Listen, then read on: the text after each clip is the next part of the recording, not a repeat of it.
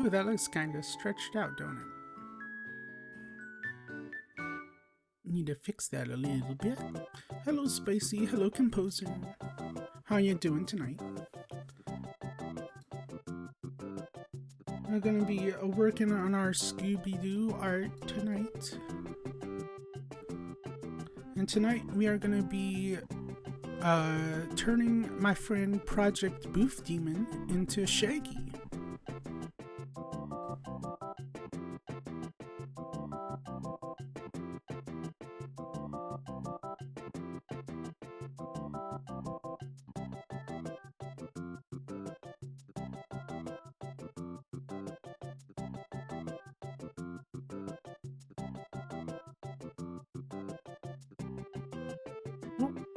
I need that. Let's rename this.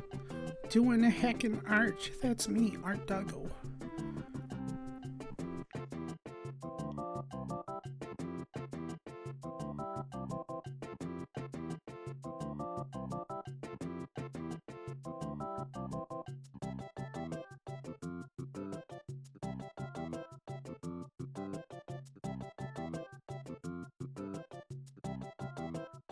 Nah, maybe it's okay if it's stretched out like that a little bit. You just make it the whole screen like that. Yeah, maybe we'll make it full screen tonight. Chat's still on top, so that's alright.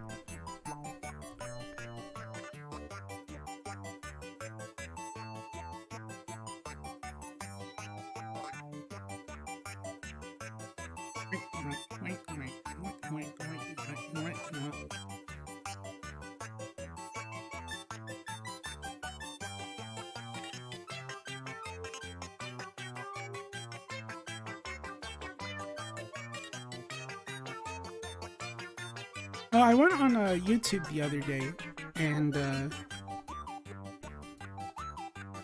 added a bunch of like music to a playlist for music for stream. Let me do that, and then we need to put it to that, and there it is. Let's adjust that so it's not totally over our arting.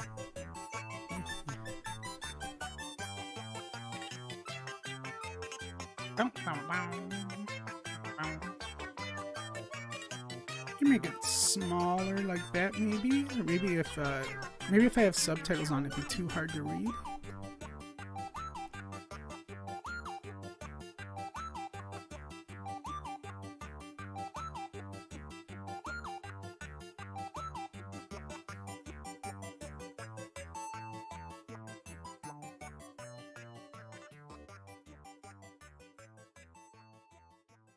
I kind of want to, I put together this music playlist you can see here on the side. But I kind of want to watch more Defunctland, because that was pretty interesting and fun.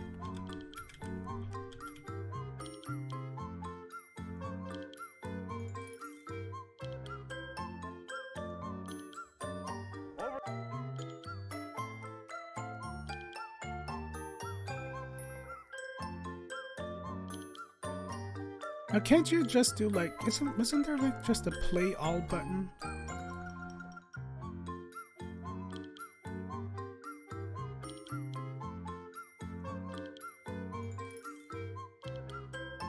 Here you go, Defunctland Season 3.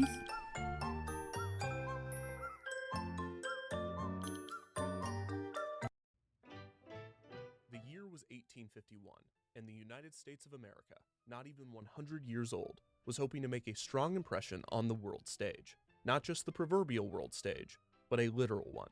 The United Kingdom was hosting the first true World's Fair, while France had been showcasing its own technology and popular national expositions since 1798. The great exhibition of the works of industry of all nations would be the first attempt to bring the world together in the name of unity, diversity, and of course, competition.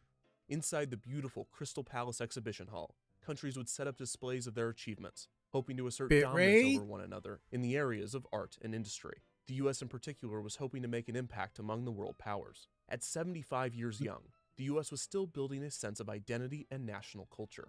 Despite many European countries looking down on the Can US, y'all still the see me, ingenuity hear me displayed by the okay? country at the fair would legitimately astound its critics. My bit An rate's at invention 0. such as a fascinating firearm, a revolver, No, designed by Samuel climbing. Colt, would become some of the highlights of the fair. Many believe that the exposition had two overall winners.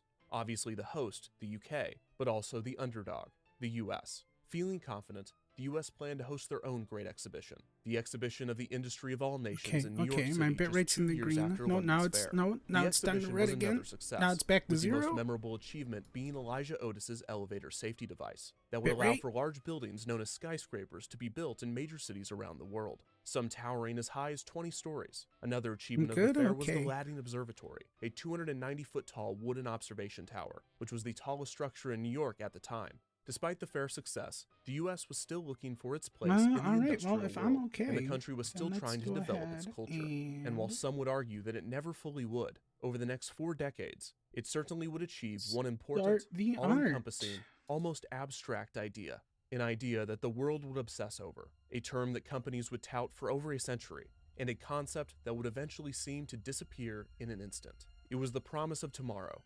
It was the optimism toward the future. And Hello, it was the idea Boof. How are of you? progress. It's you. We're doing you today.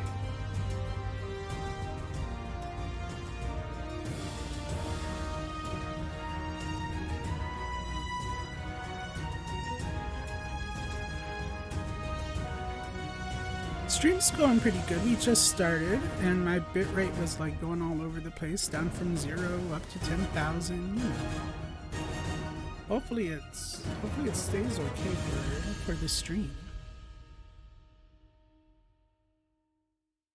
On February 6, 1859, in the village of Bluevale in what is now southwest Ontario, Canada, a baby was born in a small pine cabin on a modest farm. The baby boy would belong to the farmer and his wife. It was their first child. As their son would grow, the farmer's work habits translated a clear and powerful lesson. Never be afraid to leave everything behind at a moment's notice to chase an opportunity. In the first few years of his life, the farmer's son would see his father go from a farmer to an oil driller to a farmer again to a salt miner and once more back to a farmer. His father might have taught him to chase opportunities, but he certainly didn't instill in his son a good judgment for what a worthwhile opportunity was. After the 1853 fair, world expositions were a dime a dozen, or around $3 a dozen when adjusted for inflation. These fairs were often timed by the countries to celebrate certain historical events. The first significant World's Exposition in the U.S. after the New York Fair was held in 1876 to celebrate the 100-year anniversary of the signing of the Declaration of Independence. The fair, located in Philadelphia, signified progress for the U.S. in terms of national culture and innovation. Another highlight of the Centennial Exposition was the display of the torch-bearing right arm from the soon-to-be-built Statue of Liberty, a France-funded monument with steelwork by French engineer Gustave Eiffel. The very next year at France's 1878 exposition, the head of the sculpture was on display. The Centennial Exposition drew in over 10 million visitors, which makes sense because the fair had the largest fork and knife in the world, but it was not enough to make a profit, which Found means the that fix for someone your wasn't Wi-Fi charging today, enough which to see the was largest turning the fork and back of knife my in the world. It PC was towards the common for World's modem. fairs to That's run at a that's loss. such a weird In fact, fix, but many if it believe that works, the it financial works. benefits to hosting a fair could not be calculated using ticket sales alone. The U.S. and every World's Fair host was acquiring honor, influence, and respect for their country, back when that mattered. In 1877, at the age of 18, the farmer's son left his home in New Jersey, following his father and his brother to California under the lure of the gold rush. But they changed their minds halfway through their journey, settling on a farm in Kansas instead. Less than a decade later, they were moving once again, this time to Florida, accompanied by another family heading in the same direction. The farmer's son, who would work as a mailman in his first few years in Florida, would fall in love with the 16-year-old daughter of the farmers with which he traveled, and he would marry her on New Year's Day in 1888. The farmer's son would then try his hand in farming in Florida, purchasing an orange grove. Around this time in the late 1880s, France was planning another World's Fair, the 1889 Exposition Universelle, to commemorate the centennial of the French Revolution. The exposition was to feature a tower that was 1,000 feet tall, at the urging of Gustave Eiffel. The fair committee asked for ideas from engineers. One concept was to celebrate the anniversary of the French Revolution by constructing a 1,000-foot tall, presumably non-functioning, guillotine. Unfortunately, this idea would not win the hearts of the committee. who instead chose Eiffel's concept of an iron tower. Inspired by the They were Latin gonna build a observatory, designed by giant two of Eiffel's guillotine? employees, the Eiffel Tower would be an elegant and powerful structure, towering over Paris. You should have went The with that. exposition itself would be a huge success as well, with over 30 million visitors. It was said to be the best attended peaceful event in the I would've history of stuck the with the world. giant Many guillotine. Americans laughed at France's idea of a 1,000-foot tower in Paris, believing it would become an eyesore to the city. But when Eiffel and his associates were able to pull it off with elegance and grace, the US naysayers appeared as fools. Still developing their national culture, the US desperately wanted to display artistic prowess, and what better way to do it than with a fair of their own? Immediately after France's successful exposition, the US began planning their own World's Fair, to be held in 1892, to celebrate the 400th anniversary of Columbus landing in the New World. Unlike the Centennial Exposition, the US was hoping that the Columbian Exposition would be both an artistic and financial achievement. Chicago was chosen for the location of the fair, bidding slightly higher than New York.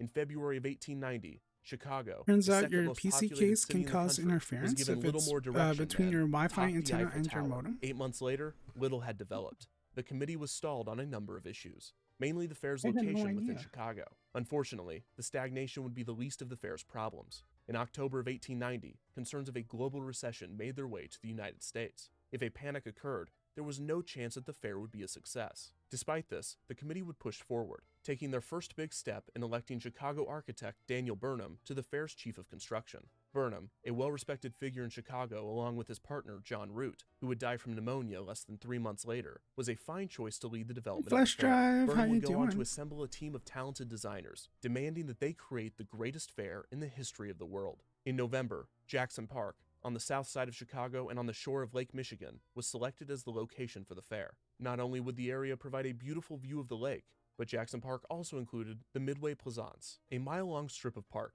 that was more swampy than it was beautiful. In December 1890, Burnham had developed a rough map for the fair, including a mile-long pleasure garden for the Midway, which was to include displays of both Hey, a education pleasure and garden, amusement. that's Burnham cool. also left an empty space for the fair's tower, which had still not developed past its initial concept of the Eiffel Tower, but better.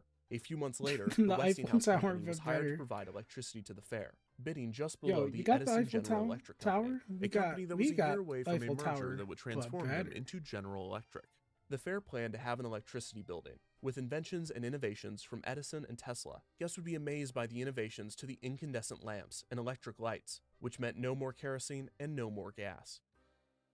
The farmer's son, now a farmer himself with his orange grove in Florida, was failing just as his father had. A freeze had destroyed many of his newly acquired crops. As his father had uprooted his family to pursue uncertain opportunities, the farmer's son was about to do the same. With his first child on the way, the farmer's son would travel once again, this time to Chicago, hoping to secure employment as a carpenter. There would be Hey, plenty of Chicago. construction with the World's Fair, You and watched the that carpenter movie. hoped to establish his family in the Illinois city. With a newly born son and now a second child on the way, the farmer's son and his wife arrived in Chicago in 1890.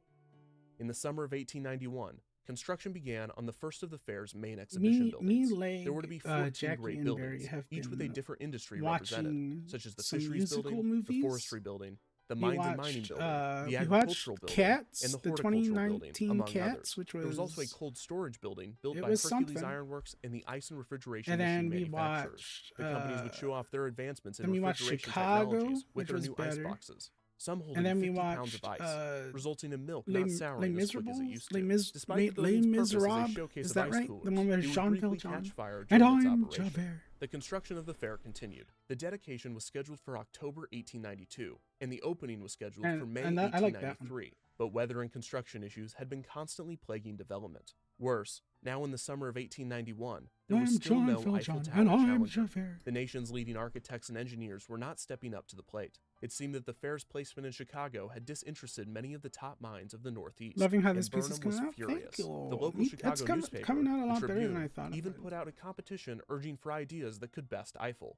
and best they would, if the submissions were at all plausible. One suggestion was for a telescopic tower that would raise in intervals over a long period of time, with a restaurant on top with incredible views. A proposed 9,000-foot tall tower with a 1,000-foot base built 2,000 feet into the ground was suggested by the Toboggan Transportation Company. The engineers proposed multiple toboggan lines that guests could take for fast travels to cities such as New York and Boston. Not to entertain this ridiculous concept too much, but a passenger sledding from the top of the 9,000-foot tall tower located in Chicago all the way to New York at Olympic toboggan speeds would take 10 hours. What one would do after arriving in the new city with only the possessions they could fit inside the toboggan with no mode of transportation back is unclear. A less impossible, but more dangerous idea was a 4,000-foot tall tower with 2,000-foot cables attached to giant passenger cars. These cars would be thrown off of the tower is cinematic with guests perfection, inside, and Cats would be stopped did by the some elastic things cable, well. bouncing them to a halt. This predated the I sport just of like bungee how jumping by we about were a like, century. is this the But new just song? because something was ahead And of it its was, time no. does not automatically mean that it was I good. regret The engineer of not- the Death Tower clarified not that there would need to asking be at at least every 8 song feet of if this feathers was at the the- bottom in I case the should've. cable snapped. A courteous precaution that would have saved absolutely no one. Gustave Eiffel himself even contacted the Exposition Committee, offering his services in helping them defeat himself. This was one of the luckiest moments for Burnham and fair organizers. While they did not hire Eiffel, the news that he would possibly be designing the fair's flagship attraction angered the architects and engineers that were previously unconcerned of the fair's development. The committee kindly turned Eiffel down and began to field more serious and practical submissions from American engineers.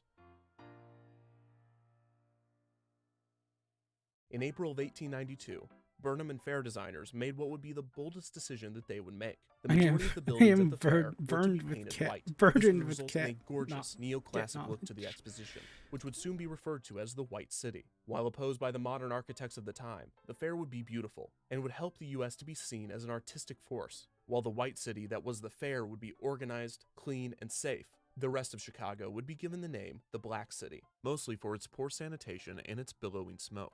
Chicago was seen as a dangerous place, the most dangerous in the country. In the first half of 1892, almost 800 murders occurred in the city.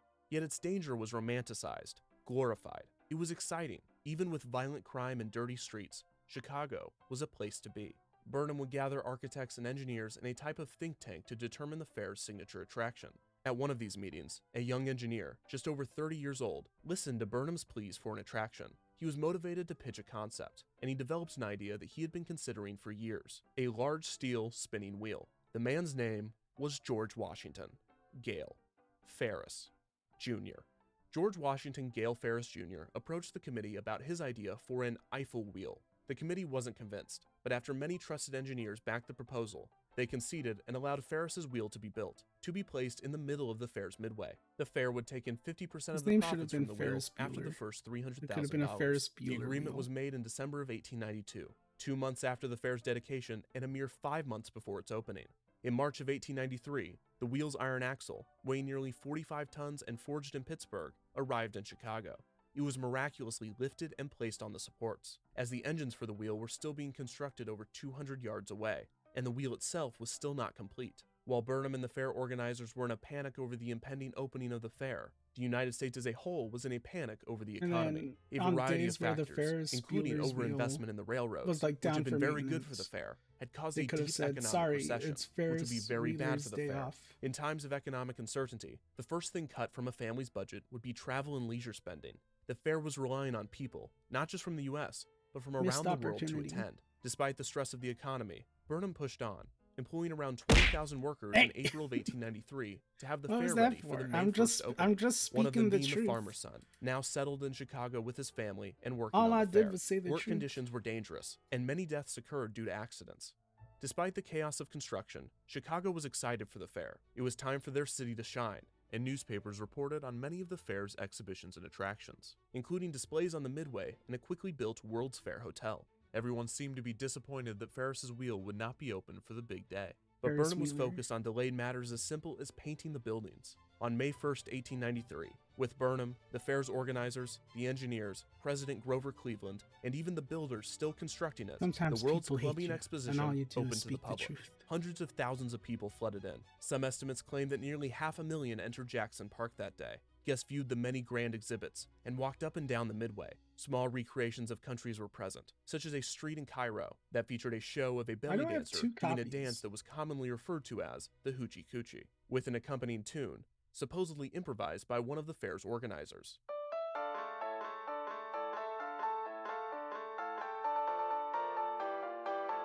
Oh, because Guests I could go near the lake and no, walk on a new invention, why do I the have two copies Travelator, of this? or as it would later become known, a moving walkway. A man named Whitcomb Judson found a way to fasten two pieces of fabric together with a metal device called a clasp locker. It would later develop into the popular fashion device, the zipper. Also on display was an electric kitchen oven controlled by thermostat, although it was unfortunately still not able to clean itself. Guests would be able to collect the first ever elongated coins, later known as a pressed penny. These would quickly become collector's items at similar amusement-type fairs. Other, more regrettable Oh, those inclusions on things the are Midway such a were a series of fucking native rip-off. villages, later Those little referred to things as that you put human in zoos, like in which people from far-off places such as Indonesia where you put in and like West $1 Africa in would quarters reside and then in your exhibits penny and then you supposed get a to appear smushed similar penny. to their own native villages. Just nearby that, visitors would be able to ride Thomas hate those Rankin's things. Snow and Ice Railway, a bobsled ride where guests would race around a track, one precursor to the roller coasters that would soon populate the country. The fun ride would be criticized after a sled flew off of the track, resulting in the death of a passenger. Guests were also able to try new delicacies, such as a new snack named a Cracker Jack, a new gum called a Juicy Fruit, and a new breakfast cereal called Shredded Wheat. Finally, a patriotic, almost creepy Had all poem those recited by school things. children named the Pledge of Allegiance I would like to debut, see with hundreds the of thousands play of at people some roaming point the fairgrounds. because the It seemed costumes that are the fair would amazing. be a Oh, huge which one? success, and Chicago? was well on its way Or to topping Cats? Paris. The very next day, only 10,000 people showed up to the fair. 3 days later, many major banks in Chicago began to close as the economic recession reached the city.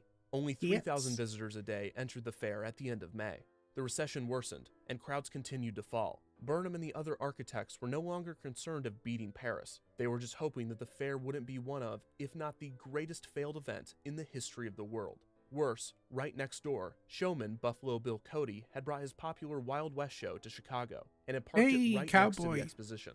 The fair had denied his request to be part of the festivities, so as Buffalo Bill drew tens of thousands of people, the fair received no part of the profits. In June of 1893, Ferris's wheel was tested without cars. Shortly after, the cars were hung. On June 11th, Burnham and Ferris's wife tested the ride, and 2 days later, the press were allowed to experience the wheel. The ride was huge, 264 feet tall with 36 cars weighing 13 tons each of which could hold 60 people, with seating for 38. Excitement was high for the wheel, but it was hurting the fair. Many people refused to make the trip to Chicago until after the main attraction was open, not wanting to waste their time or money on an incomplete land, or fair rather. Miraculously, Ferris was able to get his monstrosity of steel moving and ready for guests. On June 21st, Ferris opened his attraction, and attendance at the fair boosted significantly. Many were quick to point out that the low attendance in the first 2 months of the fair could have been avoided if the land, or fair, would have opened as a cohesive unit. Guests were slightly underwhelmed by the wheel at first, expecting it to be thrilling or dangerous. However, it was serene and beautiful, and guests quickly became entranced in its wonder. Only on a few instances did claustrophobic guests or riders that were afraid of heights cause a panic and try to jump off the ride. All of these attempts were thwarted by placing a fair attendant in each car. Many couples wanted to get married at the top of the wheel, inviting entire wedding parties without permission from the fair's organizers, who denied them access and married them in offices instead. The wheel operated for the next 4 months of the fair, pulling in 1.5 million visitors, earning over $700,000 with Ferris's company profiting nearly $400,000. Bebop, but with a D, and I can't read it. Ferris claimed he did not receive all of the profits owed to him. He soon faced bankruptcy, and his wife left him. The Columbian Exposition would end as a success, and its Chicago Day celebration on October 9, 1893, would bring in over 700,000 guests to the fair, beating Paris's single-day record by over 300,000 visitors. This put the fair in the black, cementing it as a financial success, and the beauty and grace of the White City would cement it as an artistic success as well. The fair's achievements would be slightly overshadowed, as it was revealed that the owner of the hotel referred to as the World's Fair Hotel had turned out to be a new kind of killer, a serial killer, murdering many of the residents of the inn. The U.S. now had its own Jack the Ripper, and the danger of Chicago that had once been romanticized was now feared. The country was shook by the details of the murders of H.H. Holmes. At the same time, the U.S. was trying to build its national culture. Its innocence was slipping away quickly. After the fair, the farmer's son continued his career as a carpenter, building and selling homes, and even constructing the St. Paul Congregational Church for his friend and preacher Walter Parr. It seemed that he had finally found a sustainable profession, something his father never could. 6 months after the Columbian Exposition closed, Ferris's wheel would be moved near Lincoln Park on the north side of Chicago. The move would take 86 days and cost $15,000, or around $400,000 today. In July 1895, the wheel was reconstructed, and by October, it was running once again. George Ferris would see the beginning of an unsuccessful second run for his creation before dying of typhoid fever in 1896, at the young age of 37. His legacy would be strong, as he had created a new type of amusement ride, one that would bear his name and would become a staple of fairs and parks for decades and centuries to come. Even the midway that his wheel was placed would become a common term and design element of the amusement parks that would follow. Despite all of his contributions, What do you mean there's perhaps no his object greatest to achievement transform? came in 1900, when Paris held their first exposition since their 1889 fair. The exposition featured Paris's own Great Wheel, a near replica of Ferris's. Ferris had taken on Eiffel, and now Paris was taking on him. Oh. The wheel Ferris built for the Chicago Fair A would be little moved once again, bit of where it would free entertain guests mouse at the pad for you. 1904 St. Louis Exposition, celebrating the anniversary of the Louisiana Purchase. This would not be the only reoccurring attraction from the Columbian Exposition, as another Little Egypt show would see the return of the Hoochie Coochie. The St. Louis Exposition would end on December 1st, 1904. The wheel I sat love still that they for a added year and a half, the before on May hotkeys 11th, 1906, for after objects stripping in it of its YouTube valuable Studio. parts, I need to set more of Ferris's those up. creation was destroyed in the most Tiny head. graceful, respectful, tiny and head safe way and that mouse a wheel pad. of its size could be. That's what you wanted, It was wasn't it? blown to bits by 300 pounds of dynamite. In total, over 2.5 million people had been entertained by the attraction, and many knockoffs would soon be built throughout the world, increasing the prominence of the Ferris wheel. The United States had sought respect for its art from the world with the fair and the wheel, and in doing so, might have contributed to their national culture more than the fair organizers These realized. filters are so Unlike good. the Eiffel Tower, the U.S. had I not need to add constructed more a of beautiful them. I really sculpture want of to steel add the one with that grace and just elegance makes a that whole could lot of stand in duplicates Paris and of you fit. on screen. They had created a ride, an amusement ride. The country was still young, but they had proven their industry and art through the fairs of the past half-century. But Ferris's wheel might have been the greatest display of what would Ferris's soon become a wheelers stay key off. part of America's culture: excess, thrill, and amusement. And for better or for worse, that's progress. The farmer's son's family now consisted of 5 children. The exposition had led to a prosperous career in Chicago, so much that he suggested to his wife that they name their third son Columbus, after the Columbian Exposition. She wasn't thrilled about the name, and the couple decided on the name Roy for their third child instead. The farmer's son wouldn't raise the issue again with their fourth child, choosing to name him after his friend Walter Parr, although they would refer to him as simply Walt. In 1906, the farmer's son decided it was time to move his family out of Chicago. The rising No, crime in the city Walt had finally Disney gotten to reveal? him. So the farmer's son, Elias, and his family packed their bags and headed for Marceline, Missouri.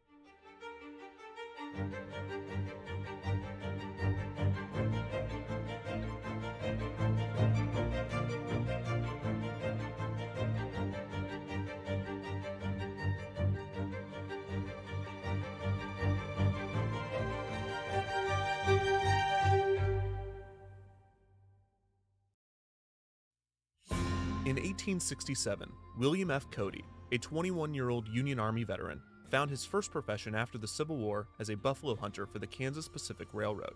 The skilled marksman went on to kill over 4,000 of the animals in just a year and a half, Wow, and after good outshooting a fellow job. hunter, he won the title Dick. Buffalo Bill. His accomplishments as a hunter and soldier would result in national fame, and dime novels would soon be produced focusing on the adventures of Buffalo Bill, resulting in him becoming a living folk hero. Starting in 1883, Cody began touring with his own outdoor circus named Buffalo Bill's can't I Wild do West Show this? that featured depictions of life Oh, on the 'cause this frontier. This isn't included buffalo hunts, rasterized. shootouts, and horse riding. Most prominent in the show were scenes of cowboys defending their stagecoaches from native invasions, or as they would later be known, a deep mischaracterization of events.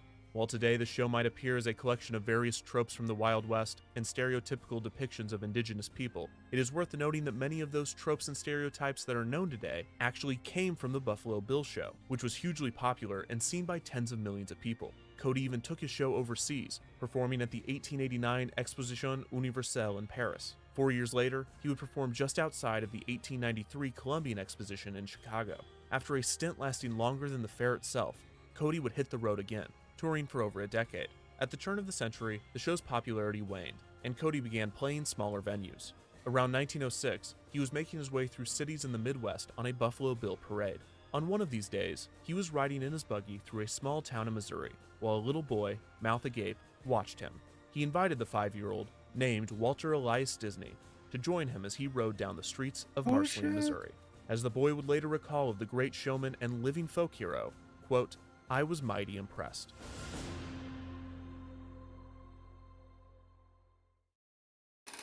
Buffalo Every Buffalo light Bill bulb predicted connects by a Disney. wire to a small contact point or brush, and the return wire carries electricity through the plate, brush, and wire to light the lamp. Just a good day's work for new Globetrotter.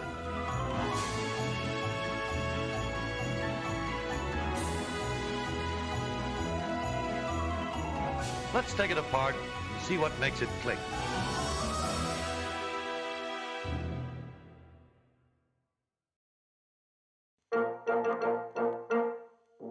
In the fall of 1895, Ferdinand Heim, a successful businessman and brewer, walked into a restaurant in Kansas City. Heim's bottling plants in St. Louis, Illinois and Kansas City, Missouri had gained him notoriety and wealth, and Heim's Select was one of the most popular alcoholic beverages west of the Mississippi. Heim's three sons, Joseph, Michael, and Ferdinand Jr., had been heading the company's Kansas City operation, and they had opened a new plant just a few years prior. As the 65-year-old Austrian-born immigrant dined in Kansas City that fall of 1895, his legacy seemed strong and secure, which was good, because he was about to die. Suddenly, a dog inside of the restaurant charged Heim, biting him in the calf twice. The attack would lead to a severe infection, and he would die in October of 1895.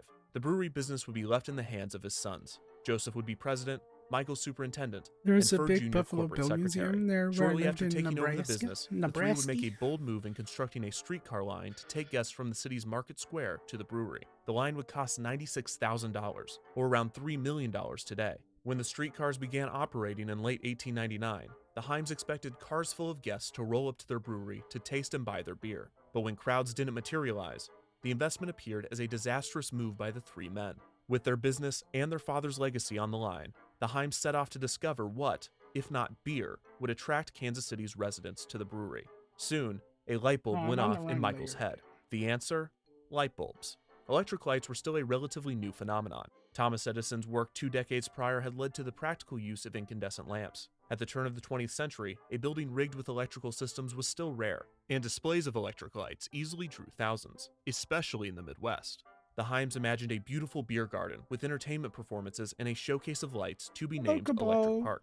By this point, Electric Park was a common name given to similar amusement parks featuring electricity as an attraction. The Heims beer garden would be themed to a German village, and the park would include a merry-go-round, a bandstand, and a theater for vaudeville and other performances. The architecture would resemble the White City of the Columbian Exposition, as well as the popular Coney Island parks in New York City. The signature attraction of Kansas City's Electric Park would be an electric fountain, which at night would be the stage for a living picture show, incorporating lights and actresses dressed as nymphs and mermaids. Of course, being a brewery, the guests were encouraged to drink, and a pipeline would be run from the plant directly to the park. On June 3, 1900, Electric Park officially opened to the public. Over 15,000 people crowded the park, and with the main mode of transportation being the Heims streetcar lines, travel to the park was utter chaos. Streetcars packed full of people would be inundated with hopeful visitors, jumping through the windows or attempting to climb onto the roofs of the streetcars as they left the station. The crowd was so difficult to control that police reportedly, quote, stopped trying. The guests at the park were entertained by a variety of performances, which would change from week to week as the crowds kept coming back. But doing all right Almost despite instantly, it. How's my Electric night going? Park was It's the going premier pretty good. entertainment destination for Kansas City's I residents, ordered and some right dinner. from its I got a opening, it would be couple billed as Kansas big, City's Coney Island. fat, Throughout its first tasty few years, burritos, it would see the addition of a and bowling I alley, a started goat streaming. ranch, fortune tellers, and even displays of snakes and elephants. A variety of acts would come through Electric Park, including strongmen, magicians, and strongmen magicians, such as Jero the Strongman, who could not only lift 200 pounds over his head with one hand, but he could also remove a dollar bill from a fresh lemon. There were also multiple acts of blackface, unfortunately. In 1902, Electric Park was so successful that the Heims began adding bigger attractions, including a loop-the-loop coaster almost identical to the one found at Coney Island. This early coaster reportedly had cars that were not attached to the track and no seatbelts, although it did feature a slightly elliptical loop, reducing the pain caused by the G-force of the circular loop on the ride's predecessor, the Flip-Flap Railway. Opening for the 1902 season and openly advertised as being dangerous, it wasn't long until there was an accident. On June 22, 1902, a man named Dudley Van Dyke was riding the loop-the-loop ride when his hat fell off and landed on the track. Despite losing his headwear, he completed the ride with the other passengers. Safe but not content without his hat, he, for some reason, requested to walk onto the track to retrieve it. The ride's operators, for some reason, allowed him to do so while the ride was operating. And he, for obvious reasons, was hit by an oncoming car. He survived with injuries and sued the park. The result of the suit was not reported. A swimming pool was added to Electric Dude. Park after massive flooding Are in the you spring of serious? 1903. Within the next 2 years, even more attractions were added, Hey, such as the Gravity Railway, can I go the get my hat 150-foot on the toboggan roller coaster slide, track? a Yeah, dance sure, pavilion, go get it. and even Hale's Oh Tours of the no, World. I got George hit Hale, by the a roller Kansas City native and coaster. retired fire chief, had built one of the earliest simulator rides and Who debuted it in could have seen it 1904 at coming? St. Louis's World Exposition. The attraction had guests enter a faux railroad coach, with employees underneath rocking it back and forth and fans blowing around the room as moving pictures were projected out of the windows, simulating the experience of driving through New York. Soon I after mean, this I edition, guess an suing alligator farm opened in was Electric Park, created by the famous valid Floridian since Alligator Joe. Alligator they Joe bred hundreds of first of alligators, all, they shouldn't have setting let up you farms on in the major track cities at throughout the all. country. He was also known And to jump into the especially not exhibits while it and was start still wrestling with the operating. creatures. He would die in 1915. Like, stop the after losing a cars battle before you let with someone pneumonia. climb on the Electric Park tracks. consistently drew over 10,000 visitors a day in the early 1900s, the total nearing 20,000 at its busiest. With all the new attractions, the That Heims were guy, quickly get off running the out of space for their railroad popular track. amusement Oh park. no, On he's July got 28, earbuds in. He 1906, can't hear us. it was announced that Electric Park was to be abandoned, and a new park would be built on the Kansas City Driving Club's grounds. The Heims purchased the 28.7 acres for $31,500 with the goal to build a bigger and finer park, a white city as they described it, again inspired by the white city of the 1893 Columbian Exposition. While the original Electric Park would be north of the city, in the East Bottoms alongside the Missouri River, the new location would move to the city's south side. This was the direction the city was expanding, and the new location would allow for a variety of transportation methods, as opposed to the one streetcar line. The Heim brothers oversaw the construction of their new park, which was scheduled to open for its first season in 1907. In the spring of 1906, the Disney family, headed by Elias and Flora, and with their 5 children, Herbert, Ray, Roy, Walt, and Ruth, made the move from the city of Chicago to a farm in a small town named Marceline, Missouri. Marceline was just under 20 years old, being founded in 1888 as a railroad town alongside the Santa Fe Railroad's new line between Kansas City and Chicago. When the Disneys arrived, the town had already grown to a population of 4,500 people, and Marceline's main street, Kansas Avenue, was now a cozy strip of shops, still without pavement in 1906.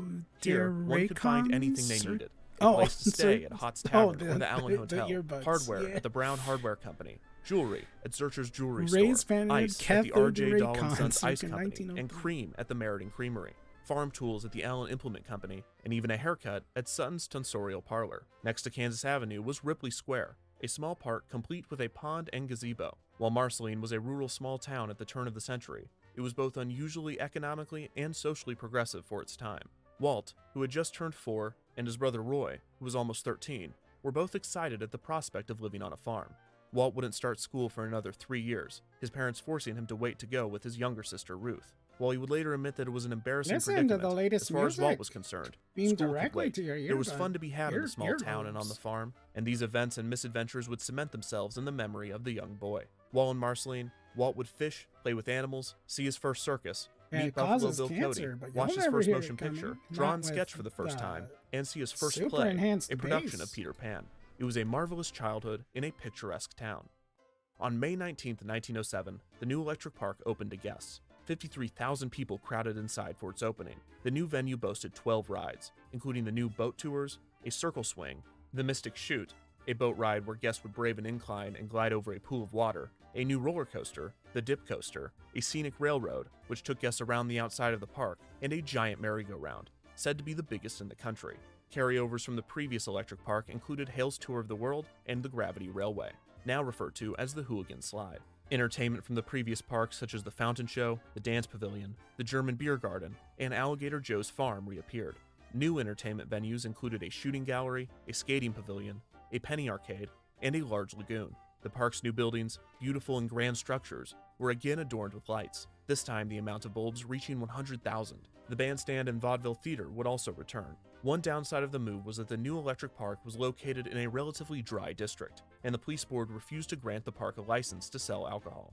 The board cited that in its previous location, Electric Park was known to sell beer to young boys and girls. The Heims would petition the police to allow them to sell their beer, but to no avail. Despite the lack of alcohol, the new Electric Park would be an immediate success. In August of 1908, the park hired an airship and pilot to give rides to guests. After the new attraction received little advertising, a press agent asked the pilot to fly over the streets of the city and draw guests from their homes. The brilliant plan was foiled when a faulty spark plug resulted in the airship falling after a trip of 15 blocks. No one was harmed. Also in 1908, a new ride, the Tickler, was introduced. The common amusement ride saw guests sitting in circular cars and winding down a decline. I'm sorry, guided what was by it metal called? rails. The Tickler? In 1910, another coaster, the Spiral Coaster, was added. In June of I don't wanna 1911, go a on fire an broke out amusement at park Electric ride Park, called the destroying the Tickler. skating pavilion. The fire caused around $12,000 in damage. The next day, newspapers reported that the only reason that Electric Park was not, quote, now a mass of charred and twisted ruins is due solely to the fact that the god of weather, which has not permitted a shower of rain here since the resort opened in the spring, decreed that the winds be calm, unquote. The god of weather, as per usual, did not respond to a request for comment. In 1913, another new ride, the Ben-Hur Racing Coaster, was added to the park. This featured 2 parallel tracks so that cars of guests could race against one another to the finish. At the same time, a new attraction named the Bulls of Joy was being built. The attraction, a new type designed by a Kansas City postal worker, took guests around a large spiral track at 30 miles an hour. The Bulls of Joy would quickly acquire the nickname Bulls of Deferred Hope after months of mechanical failures and its eventual closure. The park lost $15,000 on the investment, but the Heims were not deterred. The additions kept coming, and Electric Park even began hosting regular fireworks displays at night. The news of the weekly offerings at Electric Park would be published regularly in the Kansas City Star newspaper, and a young Walt Disney was tasked with delivering these papers to several residents of the city. His father's bad farming luck had plagued him once again in Marceline. After falling into financial difficulty, Elias was forced to sell the farm and look for a new profession. While he was reluctant to return to city life, it seemed that he had no choice, choosing to move his family to the booming Kansas City. There, the Disney family would settle in a small house, less than 3 miles from Electric Park. Elias would purchase a route from the Kansas City Star, and soon, he, Walt, and Roy were delivering papers every morning and afternoon.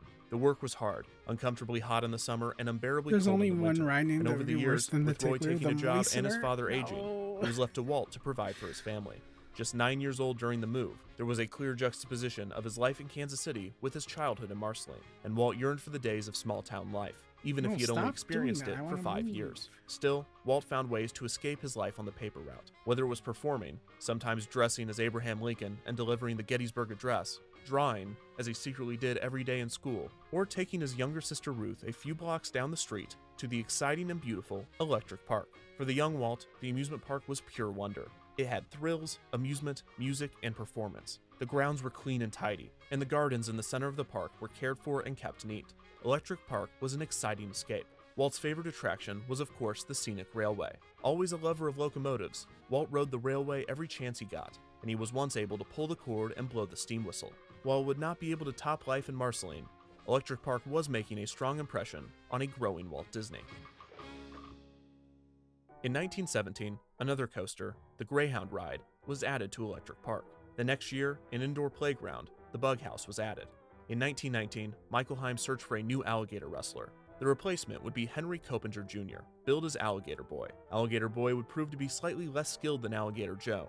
While Alligator Joe's biggest mistake was letting 5 or so alligators escape the park and terrorize Kansas City, Alligator Boy would make several errors. For one, he quickly learned the meaning of the phrase, "Don't bite the hand that feeds you," although the edit, "Don't let the alligators you wrestle bite the man that pays you to do so," might be more appropriate. Soon after coming to Electric Park, one of Alligator Boy's alligators lunged at Michael Heim, scratching his finger. Luckily, Heim liked the attention from the encounter. Alligator Boy would soon find himself in more trouble when he lost a battle with an alligator, resulting in severe injuries to one of his arms. Electric Park's success seemed to be limitless. Heim's breweries, on the other hand, were dealing with a huge and unexpected problem. In 1920, the prohibition on alcohol in the U.S. began with the ratification of the 18th Amendment. Predictably, this was detrimental to the Heim brewery, I just and the Heim realized brothers that this were forced to video's pivot to angle real is estate Walt and Electric Disney's Park to supplement the inspirations. loss of their main business. In 1922, Electric Park saw the addition of a Big Dipper coaster. With a height of 80 feet, the Big Dipper would be a huge success upon its opening. On November 6, 1921, Walt Disney watched his father, mother, and little sister board a train to Portland, Oregon. This left Walt alone in Kansas City, as even Roy had left to seek treatment for health issues. However, Walt was no longer the exhausted paperboy he had been in the latter part of his childhood. The now 19-year-old had served in the Red Cross Ambulance Corps at the end of World War I, being deployed to France. His passion for art had grown stronger, and after returning to Kansas City, he had landed a job as a cartoonist and had befriended another artist named Ub Iwerks. The two would eventually work for an animation company, and Walt became fascinated with the craft. He began studying and practicing animation in his free time, and he eventually built enough confidence to start his own studio, where he would create short animations for the local Newman Theater. Walt would title the short cartoons Laughograms, and would name the studio after them, as well as picking up an investor named Dr. John Cowles. This allowed him to purchase equipment and assemble a team, including iWorks and a high school student named Rudy Icing. At the studio, Walt would even befriend a small mouse, who would hop up onto his drawing board while he was working. Aww. This was just one of the many encounters with the animal that Walt would cite later in his life, as he tried to perfect his legendary origin story, taking a page out of Buffalo Bill Cody's book. While working tirelessly at the Laughogram studio throughout 1922, Walt would still find time to go to Electric Little Park, mouse friend. sometimes with Icing, and other times with Dr. Cowles' sister-in-law, Dorothy. Walt would take Dorothy on date nights to the dance pavilion at the park. Laughogram would not last. After a series of financial setbacks, the studio closed, and Walt had little more than the film for an Alice in Wonderland live-action animation hybrid. Disappointed with the failure, Walt saw little opportunity for an up-and-coming animator in Kansas City. He made the decision to move to Los Angeles, where his brother Roy was living. On August 23, 1923, Walt Disney headed to Hollywood, leaving behind Kansas City and Electric Park. He would miss seeing his beloved park go up in flames by just 2 years. On May 26, 1925, a faulty wire on a transformer near the bug house started a fire, and a significant portion of Electric Park and its attractions were destroyed. The damages were estimated between $50,000 and $100,000. The Haim brothers were devastated, especially Michael, who considered Electric Park to be his greatest creation. He was determined to open the park back up for the season, placing curtains around the extensive damage and hosting guests for the summer of 1925. Unfortunately, the financial difficulties of the park were too much to handle, and the Haims decided not to rebuild. Electric Park would close at the end of 1925, reopening only its swimming pool and dance pavilion for the following season. 2 years later, Joseph Haim would pass, leaving Michael and Ferd Jr. to deal with the remains of the park and their real estate investments, which had not been going well. Between Prohibition, the closing of their breweries, the burning of Electric Park, and their bad investments in real estate, the Haims' once incredible fortunes have been They should have invested deteriorated in free just a will. few million dollars. It's a small It was still underworld a after all, ridiculous huh? amount of money. Oh. Michael Haim would pass away in 1934, just Hi, before the Fox. rest of Thank his you so creation much for the burned raid. down, Welcome, as another fire everybody. would destroy Welcome. most of the remaining buildings at Electric Park. I am Chanel, the including the Cerberus. dance This right here No is my process favorite determined thing We're this doing art ever. today. In the Ferd history of Jr. would live forever. another I think 9 about years, this every day. passing away I think How about this Pokemon? all night long. I 5 stay years later, awake, the remains of not the park sleeping, would be because I'm removed, thinking about replaced this. with apartment housing. Donut The Reed, original Donut Electric Fo- Park saw a Donut slightly Fox better Reed. fate, Hello, with the land hello, being welcome, dedicated to the welcome. public as Haim Park in 1925. We and in May I usually 2019, play video it was games officially here. renamed I'm to currently Haim's playing Electric Park. through While Electric Okami, Park might be but tonight we're forgotten doing and long some art removed, of me and my the friends Haim's Pleasure as the Garden would have more Scooby-Doo gang. influence on amusement parks How you than any doing? of them could have possibly. And hey, Walt two Disney was thumbs only way, Horror way up. Pokemon 23 when games. he left Kansas Ooh. City for Los Angeles, but he was already Like experiencing ROM a hits? powerful amount of a certain kind of A sentimentality, room scavenger. a Thank you feeling so that much would for drive his following. work and be Welcome the to the basis for Hounds. many How of you his doing? creations. Nostalgia. Walt had fallen in love with Marceline and had had great times at Electric Park. What's a Whether it was horror the feeling of a Pokemon small game? town or the Do excitement tell. of 100,000 lights, Walt would remember these experiences and eventually attempt to recreate them. However, as good as Walt Disney was at looking back at the past, he was equally as good at looking toward the future. And as the young artist headed for Hollywood, he was doing just that. You love the Hades notifications? Thank you. Yeah, I thought they'd be a good touch. Cause I love James Woods Hades. And hey, two thumbs way, way up. Neon Wiener DK, thank you so much for following. Welcome to the Hounds. How are you?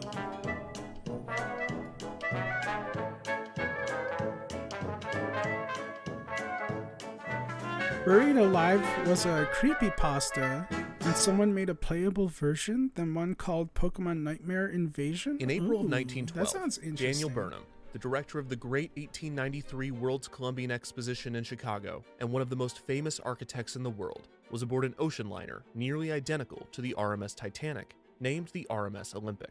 Burnham was traveling to Europe with his family, including his 2 sons Hubert and Daniel Jr. Coming in the opposite direction was Francis Millette, the Columbian Exposition's decorations director and one of Burnham's best friends. Millette had led the effort to paint all of the buildings at the fair white, helping Burnham achieve the exposition's White City.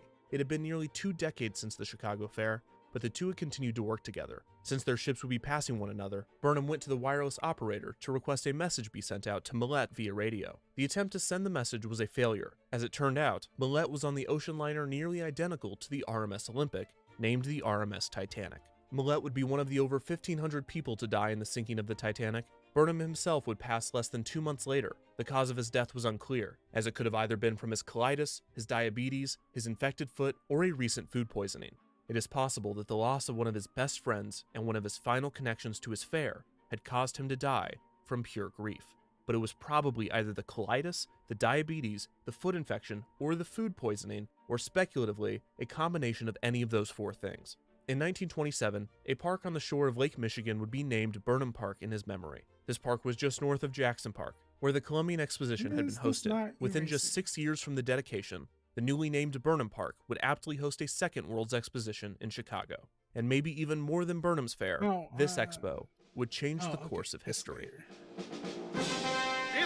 Invasion was basically Silent Hill plus Half-Life plus Pokemon Blue. I'll have to look into that. Paced Greenlink says hypothetical question. Who is the Scrappy of this group?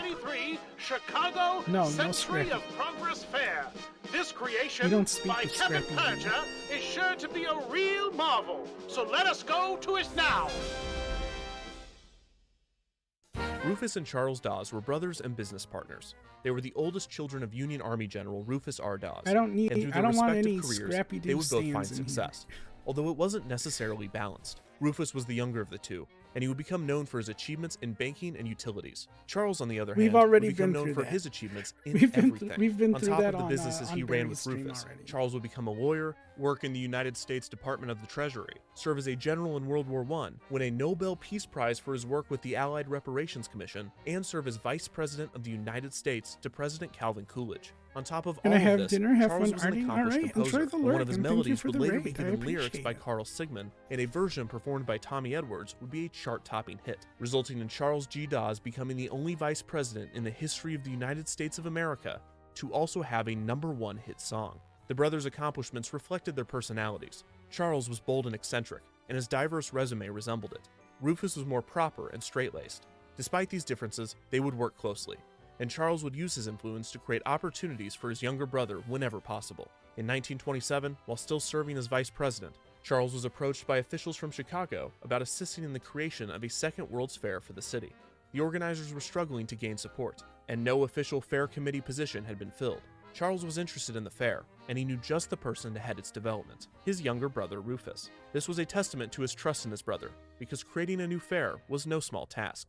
The United States had hosted its first fair since St. Louis's 1904 exposition in 1915, holding the Panama Pacific International Exposition in San Francisco to celebrate the completion of the Panama Canal. This was largely seen as the last fair of the World's Exposition's golden age, as both World War I and a refocus on national expositions would reduce the presence of World's Fairs for almost 2 decades. However, the mid-1920s proved that the concept might not be dead forever. There had recently been a few successful European fairs, including France's 1925 International Exhibition of Modern Decorative and Industrial there was Art. Like someone in this specific fair was so influential that the rising art movement featured in it would take its common name from within the fair's title. The art style would become known as Art Deco. With the concept of World's Fairs re-entering the mainstream, business leaders in Chicago were motivated to discuss another World's Exposition for the city. On top of this, the fair, to open in 1933, would take place on the 40th anniversary of the 1893 Columbian Exposition, and more importantly, on the 100th anniversary of the founding of Chicago. Because of this, the fair would be named Century of Progress. With the backing of Charles Dawes, the fair moved forward, taking Charles' suggestion and electing Rufus Dawes as chairman of the fair committee. On January 27, 1928, the Century of Progress Fair was officially announced. The fair was to cost promoters $30 million, 3 times that of the Columbian Exposition, and along with contributions from corporations and other nations, the total cost would reach $100 million. Officials believed that the fair would draw 50 million paid visitors, double that of the Columbian Exposition. This wasn't unreasonable, as Chicago's population alone had tripled since 1893. However, the decline in World's Expositions made it a bit more risky. Philadelphia's 1926 Expo just 2 years prior was a huge financial failure, only attracting 7 million visitors. The prospect that the Century of Progress Fair would draw 7 times that was optimistic, but it was possible. The American economy was in great shape. The post-World War I consumer manufacturing boom, as well as cultural changes, had led to the decade referred to as the Roaring Twenties. Radio sets provided news and big-time entertainment from all over the country. Sports stadiums were springing up all over, and jazz music was the cat's meow. American culture was as well-defined as it had ever been. Chicago was a slightly different story. The bankrupt and crime-ridden city was dealing with racial unrest over discrimination and segregation, while at the same time trying to fight the rise in organized crime.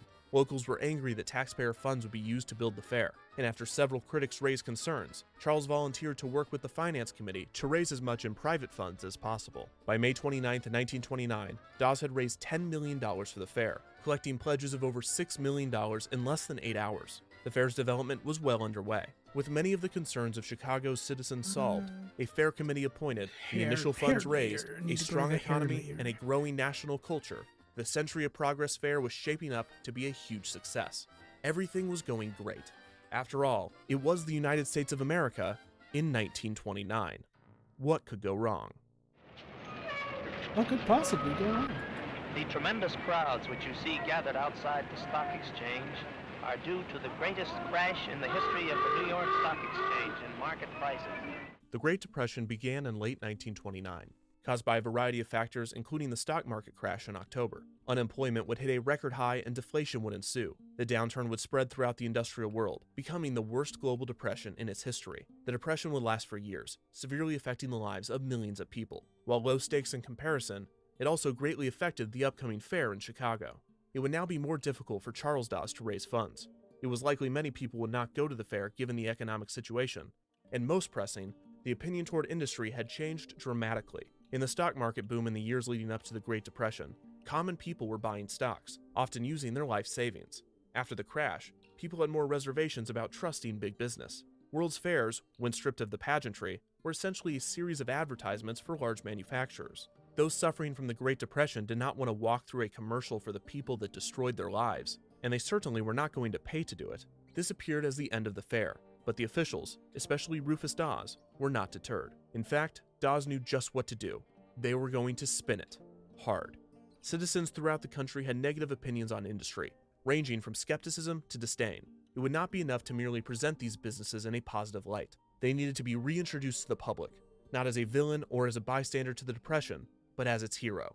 Dawes sought to connect industry to science and fold the two into the larger idea of progress. The current financial crisis had destroyed the standard of living for the country, and it put hundreds of thousands of people out onto the street. But the fair would assert that the solution to all of these problems, the savior of a bleak America, was industry.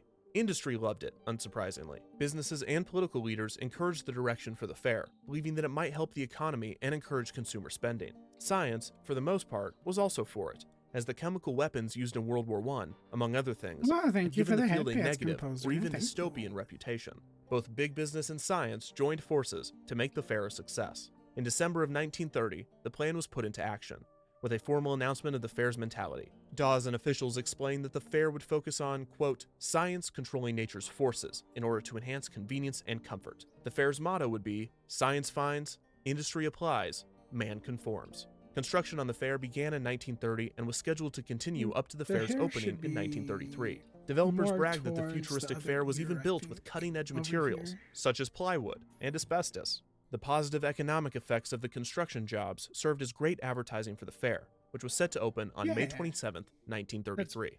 When That's, visitors arrived to the fair through Central Station, maybe they would like walk down there- Roosevelt Road and turn onto the there-ish? exposition's main street, the Avenue of Flags. This led to the fair's main building, the Hall of Science. This was not only a realization of one of the fair's main themes, but it was also the centerpiece of its architectural style. The 1893 Columbian that's Exposition, too under the big. direction of Burnham, used a Beaux-Arts architectural direction, which many prominent architects credited as setting the modern architectural movement back by decades. 40 years later, the Century of Progress Fair would lean heavily into modernism with elements of Art Deco.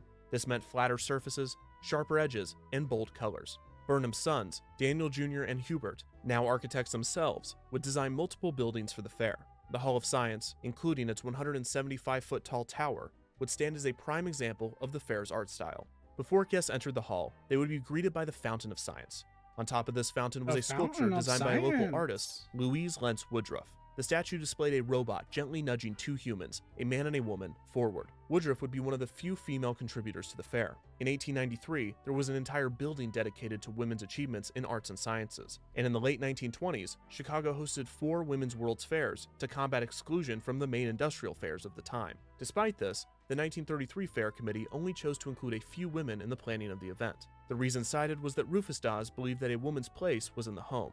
Charles Dawes held similar views, as in a speech in 1927, he stated that a woman's, quote, greatest contributions to society are made in the home, and there, her greatest success is achieved, which was a bold declaration considering he gave that speech at the opening ceremony for the 1927 Women's World's Fair. The reasoning for both the lack of a women's building and an African American achievements building was said to be because the organizers wanted to present all of humanity's accomplishments equally and at the same time. Despite this, there was little to no representation from women or African Americans at the fair. Inside the Hall of Science was a number of exhibits showcasing the wonders of modern science in an entertaining way.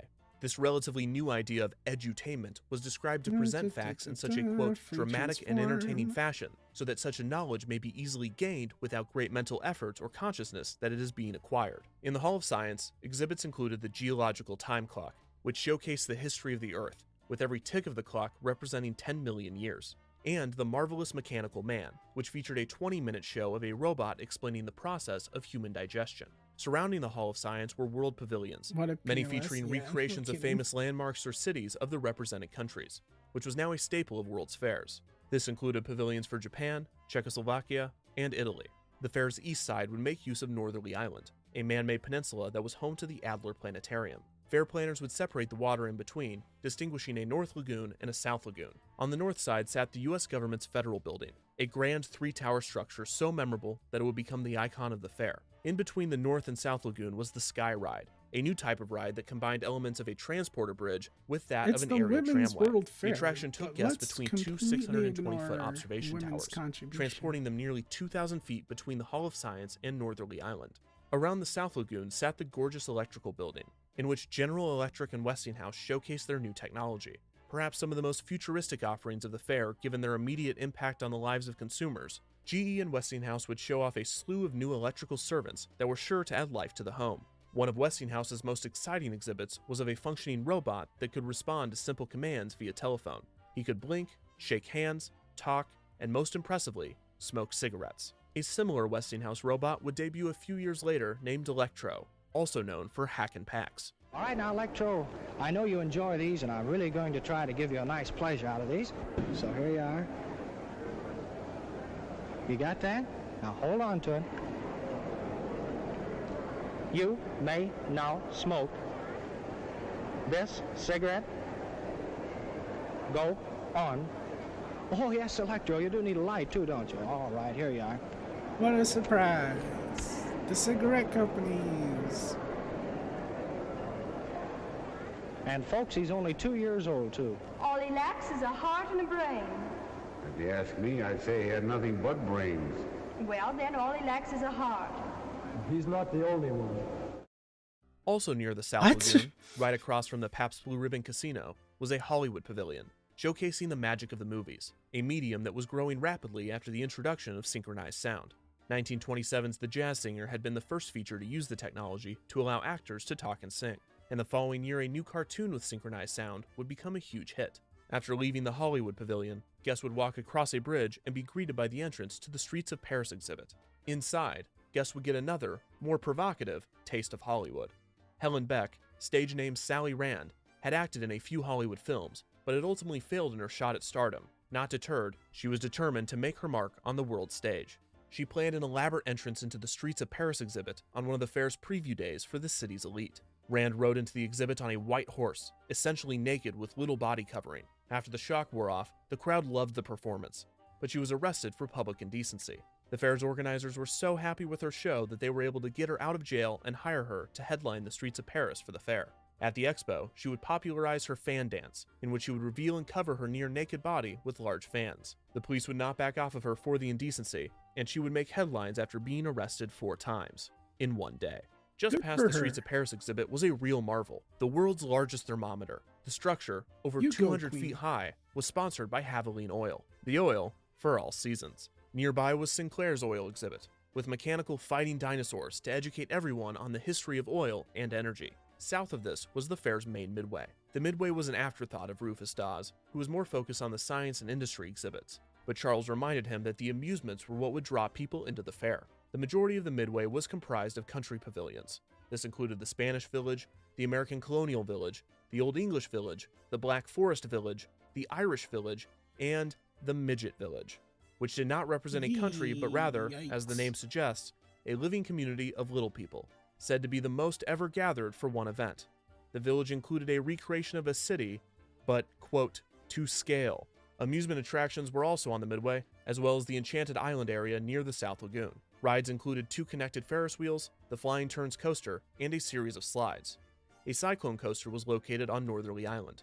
There was also a suspended coaster-type ride named the Ride of the Century. An ironic name, considering that it was never built. I did this these, with me. A series of oddities, I did it with including Leg. the auditorium created by Robert Ripley, were displayed on the midway. Near the main strip were a series of homes of tomorrow, built by various architects, attempting to predict what the house of the future might look like. On the other side of the midway was the final section of the fair, focusing on transportation. Major automobile manufacturers and oil companies went all out for their exhibits, building beautiful pavilions showcasing their products and manufacturing methods. A highlight of this section was the Wings of a Century show, which displayed a humorous and educational history of transportation. Across the path from this was the Chrysler Building. Right behind the building was the Chrysler Track, where audiences would watch drivers put cars through a series of tests to showcase durability, speed, and responsiveness. This was reported on with much enthusiasm.